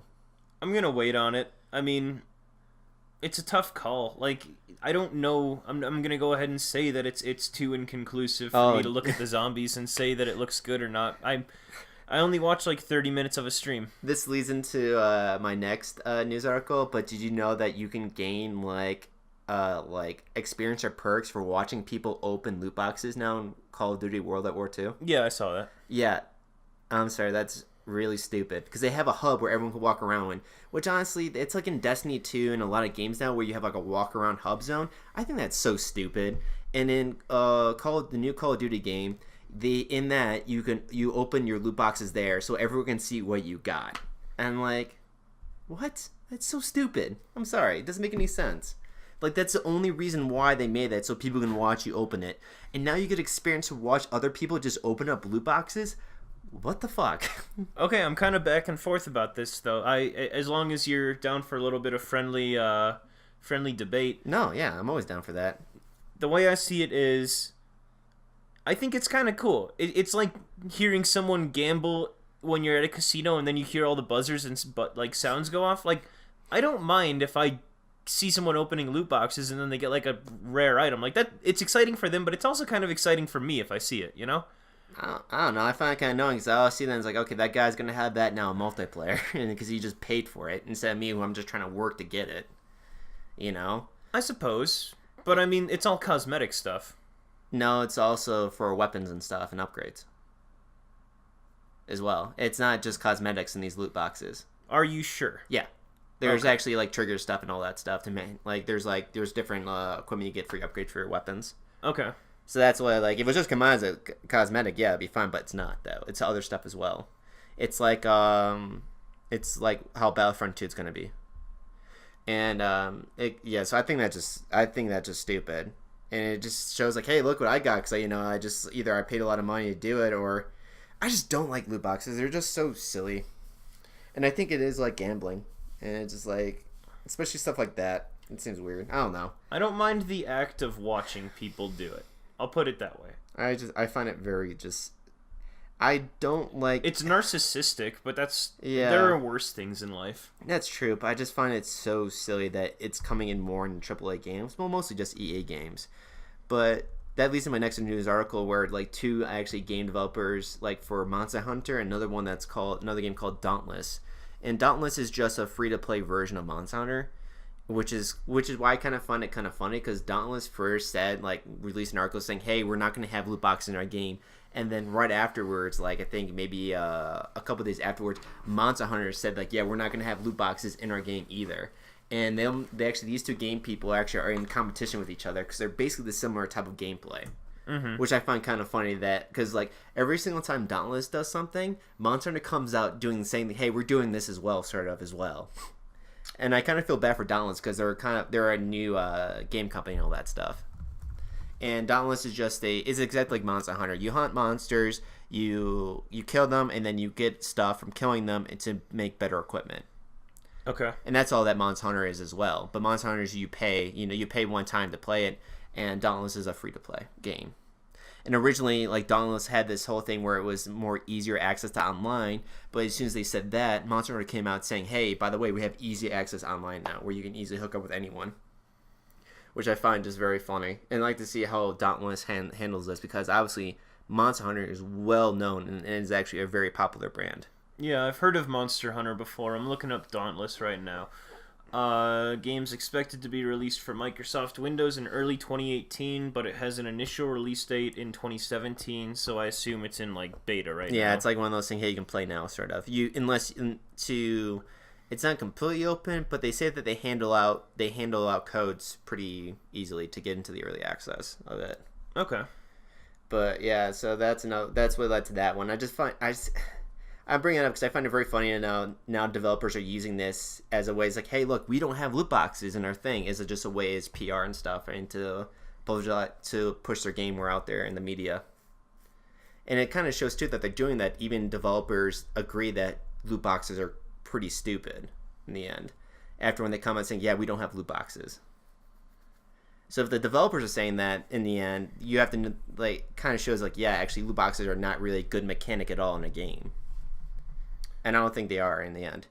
In that sort of defense, Monster Hunter says they already kind of have a random effect, because once you kill a monster, you kind of have a random chance of getting a super rare item from that monster that you want, though. But at least you know that you're gonna get it, though. Like it won't give you something completely out of the ordinary. I think League of Legends, for 1 year during Christmas, they did this thing where you can pay a certain amount of money for whatever skin on a character that you want, and that's always been the case. Or you can get a random package where it gets a random skin from a random character in your roster, and you pay like a pretty reasonable discounted price for it. But it can be anything. Yeah, but it was only... Well, I did appreciate that. Well, like, I didn't really realize that, but it was only what you own, right? It was only the champions you actually owned, right? Yeah. Which is pretty cool. So it didn't give you a champion that you didn't own at all. You know, a lot of cases with loot boxes, they give you stuff that you don't even own, and it's like, well, what the fuck am I going to do with this then? Like, Diablo 3 had that issue. You know, it's like, gave you a lot of useless drops for characters that you didn't play as. So you had to go to that market. You know, remember when they used to have the online market where you actually use real money? Mm-hmm. Yeah. They actually got rid of that stuff, and so... But I was going to say that I think that that's the best application of loot boxes I've ever seen, is that if you want a certain item, there should always be an opportunity for you to just straight out get that item. I like the fact that if you wanted a skin for a specific character in League of Legends, you could just pay the premium and get that skin. But that's a free-to-play game, though. Yeah, but I mean, for like Call of Duty or something, though, if you're gonna get a gun, if you're gonna like use a specific gun, and I'm not saying that World War II doesn't do this, but there should always be an option to get the exact items that you want before a loot box is a loot box shouldn't be the only thing. Yeah, the thing is, like, the problem I have with it, though, is that Call of Duty is completely different from League of Legends. League of Legends is a free-to-play game. Call of Duty is you drop $60, and they're saying, hey, you know, if you actually want this, put a little bit more money in for a random chance to get what you want after paying for a full-price game. Mm-hmm. It's completely different than, like, League of Legends. League of Legends is just a free-to-play game. And it's pretty easy to get it's super easy to get the points of the buy champions that you actually want to play as. Yeah, well, I think that's the turnaround, is that to opening loot boxes, at least in Call of Duty Black Ops 3, is you could pay money to open loot boxes, or you just naturally get experience for it. You can never get experience in League of Legends for a skin. You always had to buy a skin. You couldn't, So even though you had to buy skins specifically in League of Legends itself was free. Yeah. Even though you had to buy Call of Duty, you could technically get everything else for free. Mm-hmm. I think that is a pretty fair trade. No, yeah, if you pay a game, like, everything in the game that you paid for, especially if it's a full price game, everything in the game you should get in should be easily attained by free, in some sense. Mm-hmm.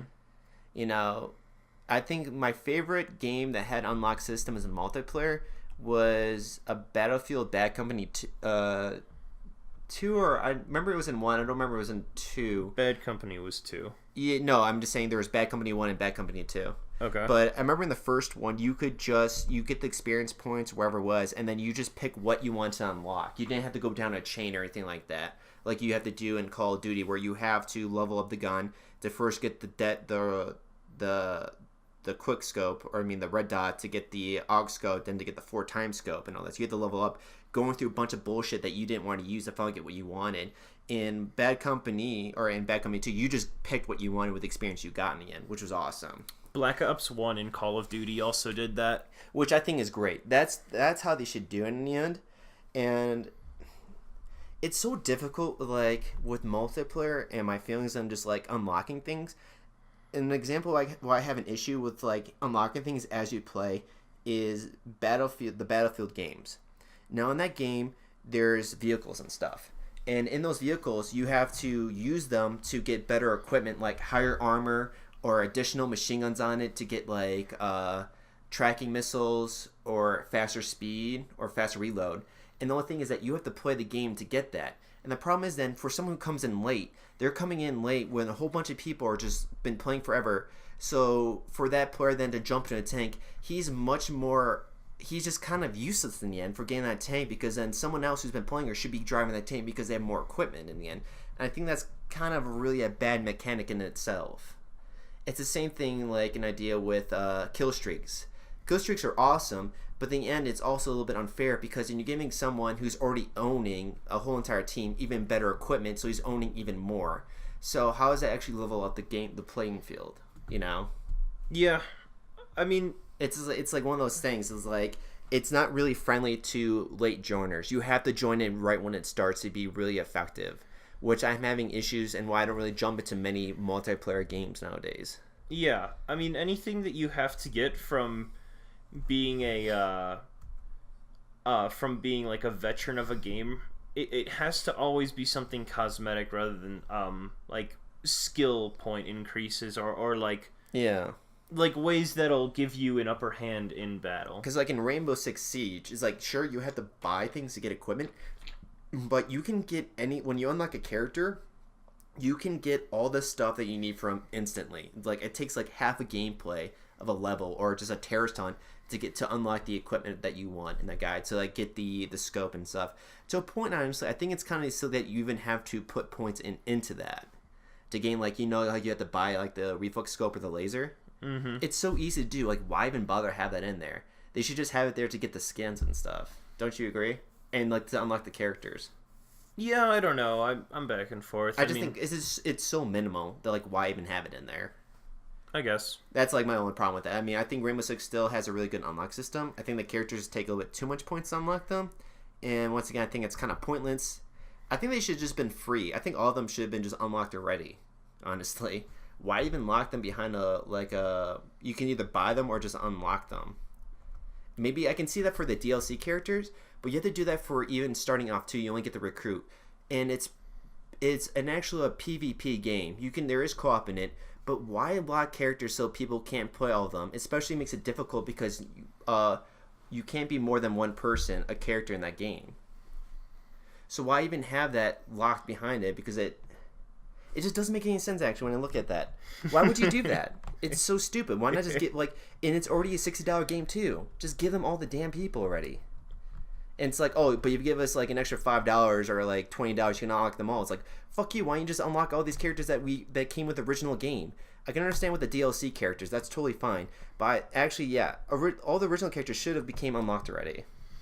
I think it's stupid. Because they know someone will pay money for it. Yeah, that's bullshit. It's like, it's just so silly. Because in League of Legends, it made sense because it's a free-to-play game, you know, and like League of Legends is not perfect because Dota 2 is a free game, and when you play Dota 2 right off the bat, all the characters are open to play right off the bat. You don't have to unlock anyone. And that game is still successful money-wise because you just pay for cosmetics, which is totally fine, which makes sense because you get the full game for free. The same thing with League of Legends. All the characters you have to earn points for, but they're stupid easy to get. But the skins you pay for. And once again, that's no big deal because they're just skins. Even the original skins, the characters look awesome. The same thing with Dota 2. And the same thing with Rainbow Six Siege. But Rainbow Six Siege is a full $60 game. I don't know, it's very weird. And this has been a really long rant, and I just realized. No, it went down a giant rabbit hole, and I don't know how I got to Rainbow Six Siege. Ugh. Sorry about that. A lot of topics covered at once. I was just gonna let you kind of go there for a little bit. Yeah, I know we've already kind of talked about loot boxes, so I was. Yeah. I don't know. I feel like went from loot boxes to buying characters in full $60 games, which I think is stupid. And I mean, sure, yeah, let's get money in, but it's a stupid mechanic. It's their it's their thing, but in the end, it's just bad business. It's bad. It's not consumer friendly. Put it that way.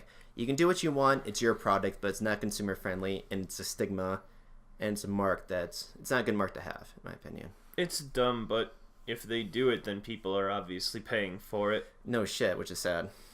Did you have anything else to get around to? No, there's really not much. Like, once again, it's kind of hard to put my ear to the gaming news world just because with the parents around, the in-laws. All right, so I had less of a rant and more news story. Yeah, here. Mine was supposed to be just news too, and it just turned into a rant. This is just a rant. That's the title of this podcast, just fucking rants. Tangents and rants. Basically. If we can't code fails, we'll just do T and R's after that.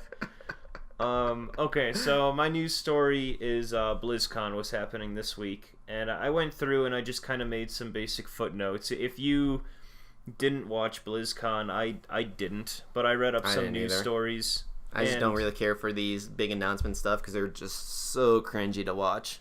They're just at a point where it's not even funny. It's Man, you're like Mr. Opinionated over there. Well, you didn't watch it either. Why didn't you watch it? Well, it's not because they were all cringy. It's because I'll read you through and I'll tell you why here.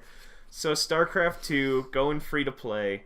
That begins on November 14th, so we got 9 days for that officially since we're recording. StarCraft 2 coming free to play. Yeah, well, we'll see what happens. That game is still good, and I love to see how that's free to play. Like, how is that going to be free to play? It said Wings of Liberty is free to play, and I'm sure the base game. I don't play StarCraft, so I'm sure that there's DLC that you still would pay for. Going off of that, Hearthstone also getting an expansion called Kobolds and Catacombs. It's going to launch in December, but there's no specific release date. That's going to be a very common theme moving forward, not specific release dates. So, yep. Heroes of the Storm, they got 2 new characters. There's Hanzo from Overwatch. And I haven't played World of Warcraft in a while, but this sounds like a character from World of Warcraft. It's Alexstrasza, if I'm butchering that name enough. But that's part of their 2018 gameplay update. So I assume that's going to be occurring in 2018. But once again, that's no specific release date as of yet. Yeah, I played Dota 2 and I played League of Legends, but I just could not get into Heroes of the Storm. But it has a very unique style, though, what's that style called again? MOBA. MOBA. It has a very unique MOBA style to it, though, and I give it major credit for that, but I just don't care to pick it up for it. So, but props to them to changing up the MOBA style a bit. I've got a couple friends that play. I've got nothing really bad to say about it. Neither do I. I think what they add to the MOBA game style is pretty cool. Yeah, I mean, clearly I don't play the game, so obviously I don't have too positive of stuff to say about it, but I mean, it's cool that they're trying something different. Yeah, just to touch base on, didn't mean to interrupt, but just the new style I'm talking about is that in MOBAs you usually go into the forest or the jungle to kill mobs, monsters that are already there. If you kill them, you just get money experience, and then there's obviously one giant one you kill, and it gives you some unique ability then.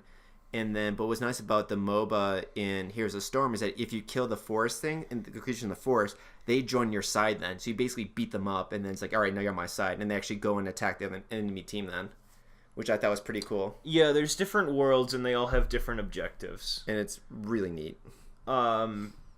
So that was Heroes of the Storm. World of Warcraft had a pretty big announcement. So there's been a lot of news about World of Warcraft kind of becoming too complicated. There's a lot of expansions that have come out.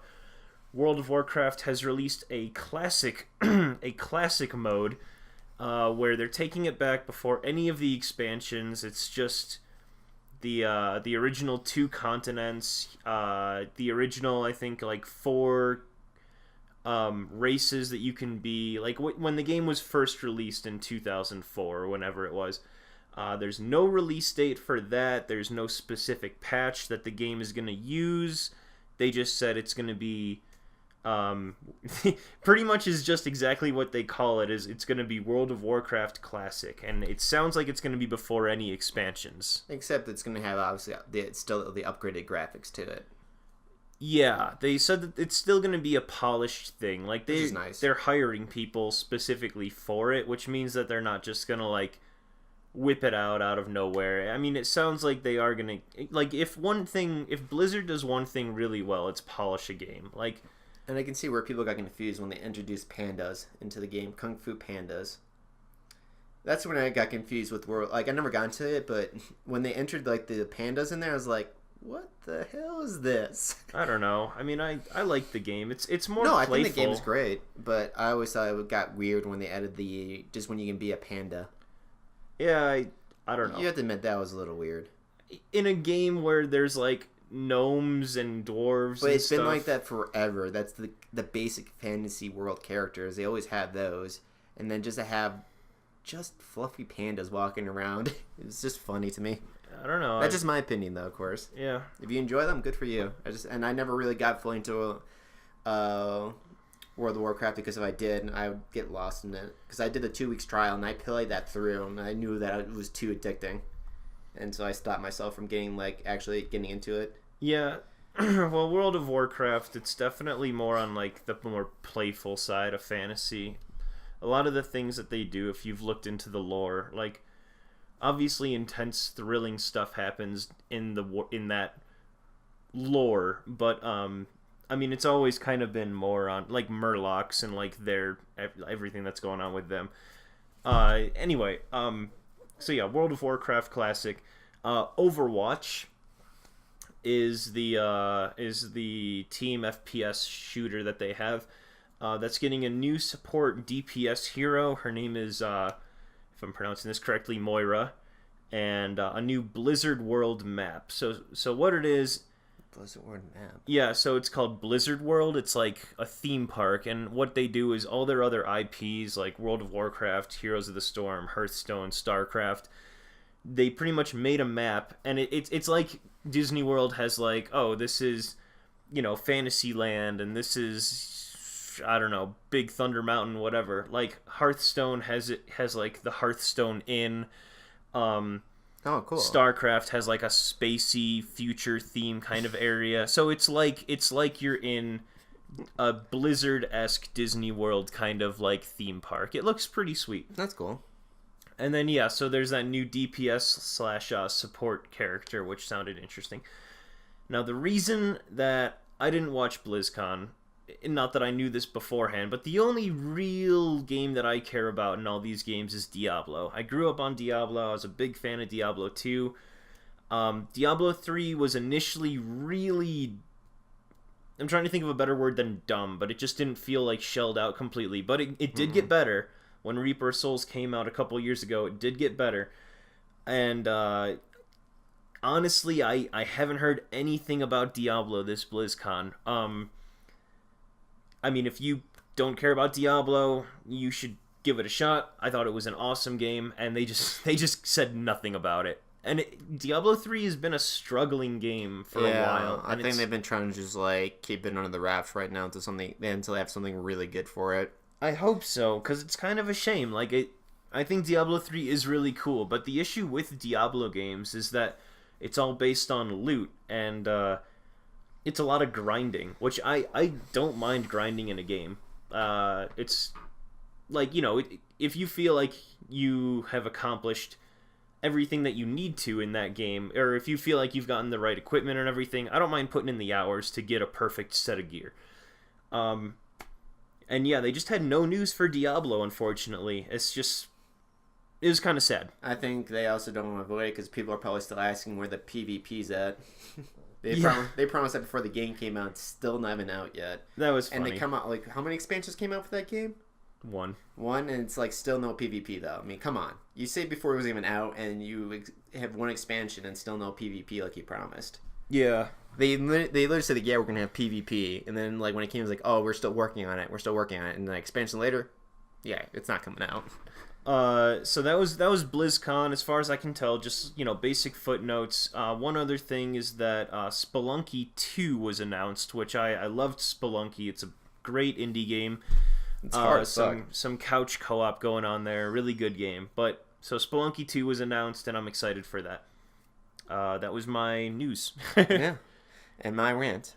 Yeah. So,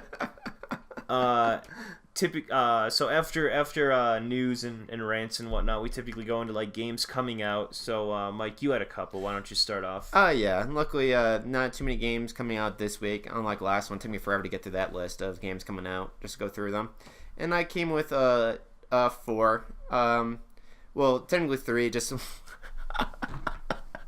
one of them is what? Oh my god. I'll save it for last, so we could get a little bit further away from that conversation. So one of them is called Death is Coming, and that one's coming out, and let me get that up here for a second. Death is Coming on November 6th, so this is coming out on a Monday. Okay, before we get into this, I think that we need a bit more structure with this. Why don't we start with reading the Steam description? Yeah, I prefer because reading I feel like we always miss, like, oh, is it an FPS? We'll kind of like... I prefer reading, especially this one nails it really nicely, too. Okay, yeah, so go for it. It's called Death Coming, and here's the description of it. Death Coming is a non-linear puzzle game where you must reap the souls of humanity, Final Destination style. However, the agents of light stand in your way, not to mention those pesky mortals. So basically all it is just, it's kind of like a... These tags might be... So it does say it's early access. I looked really interested in it. I was actually going to pick this up. It's early access. It's a casual simulation, RPG, indie, and some other stuff, But basically, it's an overview of a map where a bunch of people are just going on their daily lives. It's like in parks and stuff, or, you know, a giant city. And then you just kill people by, you know, either having them get hit by a car or having something fall on top of them. And so I'm not sure about the main objective, but it's a very nice art style to it and looks pretty cute, and it looks like a fun puzzle game to pick up and play. Yeah, it's like pixelated. It looks pretty cool. Yeah, so I'm not sure what the main goal is. It looks like you actually have a specific target. Sadly, the trailer doesn't give you much to go off of, but it has a nice style to it and looks like a fun little puzzle game to pick up. Sadly, it's early access, which I don't know why this would be early access, because it should be done, honestly, the way it looks at. Mike, I'm noticing a trend. It seems... I mean, I'm sure that it... Like, obviously everyone enjoys their own style of games, but yeah. I have noticed you say that cute little puzzle game. That seems to be a big trend. I talked before, I think, in the second podcast, I do enjoy puzzle games. And just lately, especially like we say, too, that we don't have much time, I really enjoy just quick games I can just pick up and play, you know? Mm-hmm. And as we know, like everyone knows, there's so many games coming out and all that stuff. I just don't have time to sit and just play one major story game like Witcher or getting into the world of Evil Online, because I want to play everything. I really want to enjoy everything. Right. But which is kind of funny because I can't enjoy those games I want to play at the same time. But like you said before, and you would rather enjoy 3 indie games than going through Bloodborne, you know, trying to play Bloodborne and kill one boss. Yeah. Because you get so many different experiences then. Yeah, no, I'm not. I didn't mean that to come across as like abrasive. Dude, you can make fun of me all you want. It was just a funny thing I noticed. And I noticed that too. Like, that's a good thing. I didn't notice that before. And yeah, but that's what it looks like. It looks like a cute little puzzle game. Something nice to pick up and play a bit while you're just chilling. There's nothing wrong with puzzle games. Another one that I'd just like to bring up, I won't be able to play because it's VR, but it's Killing Floor Incursion. And so it's just a VR Killing Floor game, and it looks really good. Then I saw a couple of gameplays of it. And it has like a really nice style to it as well. But it's all in VR, so you have full control of your hands and stuff. And even when you use melee weapons too. And there's actually a storyline to the game. So it's not usually fight off waves. And the story is that you're just trying to find out what happened. Like what caused this whole thing. which you already know if you played the other two, is that it was just cosmetic stuff that was turning people into monsters. Just like in Catwoman. Well, that one was turning them into stone. That one you're talking about. And then another cute puzzle game that's coming out. Oh, by the way, so what was that one? So the Killing Floor VR game is coming out on the 7th of November. 2 days. 2 days. And so this one I'm actually going to probably pick up because it's not in early access, and I was going to pick up Death Coming, but since it's not, I'm going to pick up this one. It's called Flashpoint Fire Rescue, and it's basically maybe not a puzzle, but it's a RTS, kind of like XCOM, and all it is that you play as firefighters, and you go into a house, house is on fire, and all it is you just go in the house and save everyone inside the building. And so you're basically playing against the fire. And all the fire does is spread, and so you just have to get in there and save the people. And there's a lot of unique stuff you can do. It looks like you can even break through walls with axes, use other equipment. That does look really cool. And so your firefighters can die on that stuff. I don't know what effect it has or stuff, but it looks pretty good. It's kind of got like a 3D isometric style to it. You got an overhead eagle's eye view of the house. You can see kind of like a plan view of everything. Yeah, and so it's like, and let's get to the gameplay so you can see, but it's turn-based, so like it's you move and then the fire moves kind of thing. And so you can choose how you get inside the building, all that stuff. And just your main goal is to get everyone outside the building from the fire. So it doesn't say you have to extinguish the fire. I don't think there's a way to do it. Maybe there is. There probably is, and it's probably an extra achievement bonus to doing it. But every time you make your move, so does the fire and all that stuff. But yeah, it looked really good, so I'm going to pick that up because it has a very cute style to it and a very interesting cosmetic to it. So yeah, this game looks really cool. I like that. So I'm going to definitely pick this one up when it comes out in 2 days and give it a go. It's annoying that all these games, like this game comes out in 2 days, and I've noticed that unless it's like a AAA game, they don't give you the price for it. So yeah, it's just really frustrating because this game looks great, but honestly, like the difference between a $10 game and like a $25 or a $30 game, like that's gonna be a really big deal if the game is worth it or not, you know. A Day in the Woods. They also made another because the developers are called Retro Epic Software, and apparently made another game called Day in the Woods, which was a $5 game, and it looks like a good game too. I'm not gonna go into look into it. It looks like kind of Catan playing a bit, but that's something else. But I'll look at it. But those are my games that are coming out, and while Ben talks about his, I'll see if I can find a price maybe of that game too if I go to their website and stuff. Yeah, because that is an interesting point. So those are my games coming out. I'll do a quick one. Death is coming, but that'll be early access, so I'm not gonna be playing it. Killing Floor Incursion, VR. That's Ben's phone going off. Yep. And so, but that's coming out as well. And then another game that I am going to pick up though is Flashpoint Fire Rescue. And then Ben, you're going to go over yours. I'm going to look up, see if I can find that's the price fine. of this game. So, games that I saw coming out.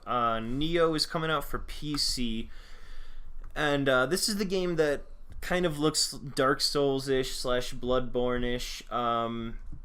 Honestly, it's kind of a copycat game. I think that everyone kind of realized that was the case, but it's got more of like a samurai feel to it. And this game did come out before for console, but it's making a PC release here, or it's getting a PC release. And yeah, I mean, it's just like Dark Souls style. Honestly, you would think that it's the exact same developer. It looks exactly like the same kind of game, and it was on I was looking. You said it was also on the PS4. Yeah, so it already came out on console. I think it was a PS4 exclusive. I don't want to say that because I haven't looked. I'm just gonna look it up really quickly. Is it a board game? But yeah, so it's pretty much indistinguishable from. Yeah, it was a PS4 exclusive. But it's pretty much indistinguishable from Dark Souls. I mean, it's got the same kind of style of just like you fight these big, relentlessly hard monsters, and yeah. I mean, I feel like it's kind of a cop-out for sticking on the subject for too long, because technically it's a game that already came out. Oh, by the way, apparently that Fire game I was talking about was originally a board game, too. Oh, cool. It started as a board game. Oh, and it had a Kickstarter, too. And they reached it. Flashpoint, yeah. Yeah, Flashpoint, yeah, Fire Rescue. It had to make the game. It was supposed to be $30,000. They made $38,000, which is cool. Let's see. Yeah, looks like a good game. And I'm gonna see if they give a price on the game. But you keep on going with your list. As I look this up. Yeah, sure. And once again, it's not a big deal if you can't find a price for it, because I'm just curious to see if I can find it. We've got so many games in the future, and so many games we've already talked about that we haven't given a price for. No, I know. I just it was a good point. Then I'd like to see if I can find it. Yeah. So the next game is Hand of Fate 2. So Hand of Fate. If you played this game, it came out 2 years ago. And they're making a sequel now, obviously, but essentially it kind of combines deck building and third-person combat. It's an interesting setup, but to read the description, that description is nothing. All it says is deck building returns to life in Hand of Fate 2. That does not help at all. Why? That's so dumb. Okay, I'm just going to read the description for Hand of Fate 1 because it's the exact same kind of gameplay. But, let's see. This says, deck building comes to life in Hand of Fate, an infinitely replayable series of quests. Earn new cards, build your deck, and then try to defeat it. In a cabin at the end of the world, the game of life and death is played. Draw your cards, play your hand, and discover your fate. So yeah, essentially what you do is you build a deck, and then this guy kind of sets up a scenario for you where you've got to play through your own deck, and it's kind of hard to describe, but you play through a story essentially of the deck that you build. But it's a really cool, interesting looking game. And then So that's a sequel. And then a game that I found that was totally new, totally something that I haven't heard of before, I just kind of found randomly today, is called Unworthy. So the way that Unworthy is described is, Unworthy is a hardcore, combat-focused Metroidvania without jumping. Explore a grim universe, discover new weapons and abilities, and defeat the vile creatures that plague the land. So, to give a slightly better description on the style of gameplay, it's a 2D, all the graphics are based out of grayscale, so it's all just black and white, shades of gray, and from what I can tell, it's just a really difficult, tough game. Obviously a Metroidvania, so we're talking Hollow Knight styles of moving around and trying to explore a massive big area. It just looks like a really cool game. I mean, the combat looks difficult, the game looks easy yet challenging, and so that release date is unknown. But for Neo, the game that I mentioned before, as well as Hand of Fate 2, those both come out on November 7th. So by the time you hear this, they're probably going to be out. Yeah. All right, nice. Yeah. And then, oh yeah, I forgot. So there's one game I forgot to mention, and it's not something I'm going to pick up, but it's coming out this week, and it's called I Can't Believe It's Not Gambling. And here's the description. Do you love opening loot crates, but hate the tedious gameplay sessions in between? Our marketing department has the game for you. Unbox random items, get stuff, but not what you really want. Staked legal and ethical lines. What the hell's that word? Staked illegal and ethical lines. Skate, sorry.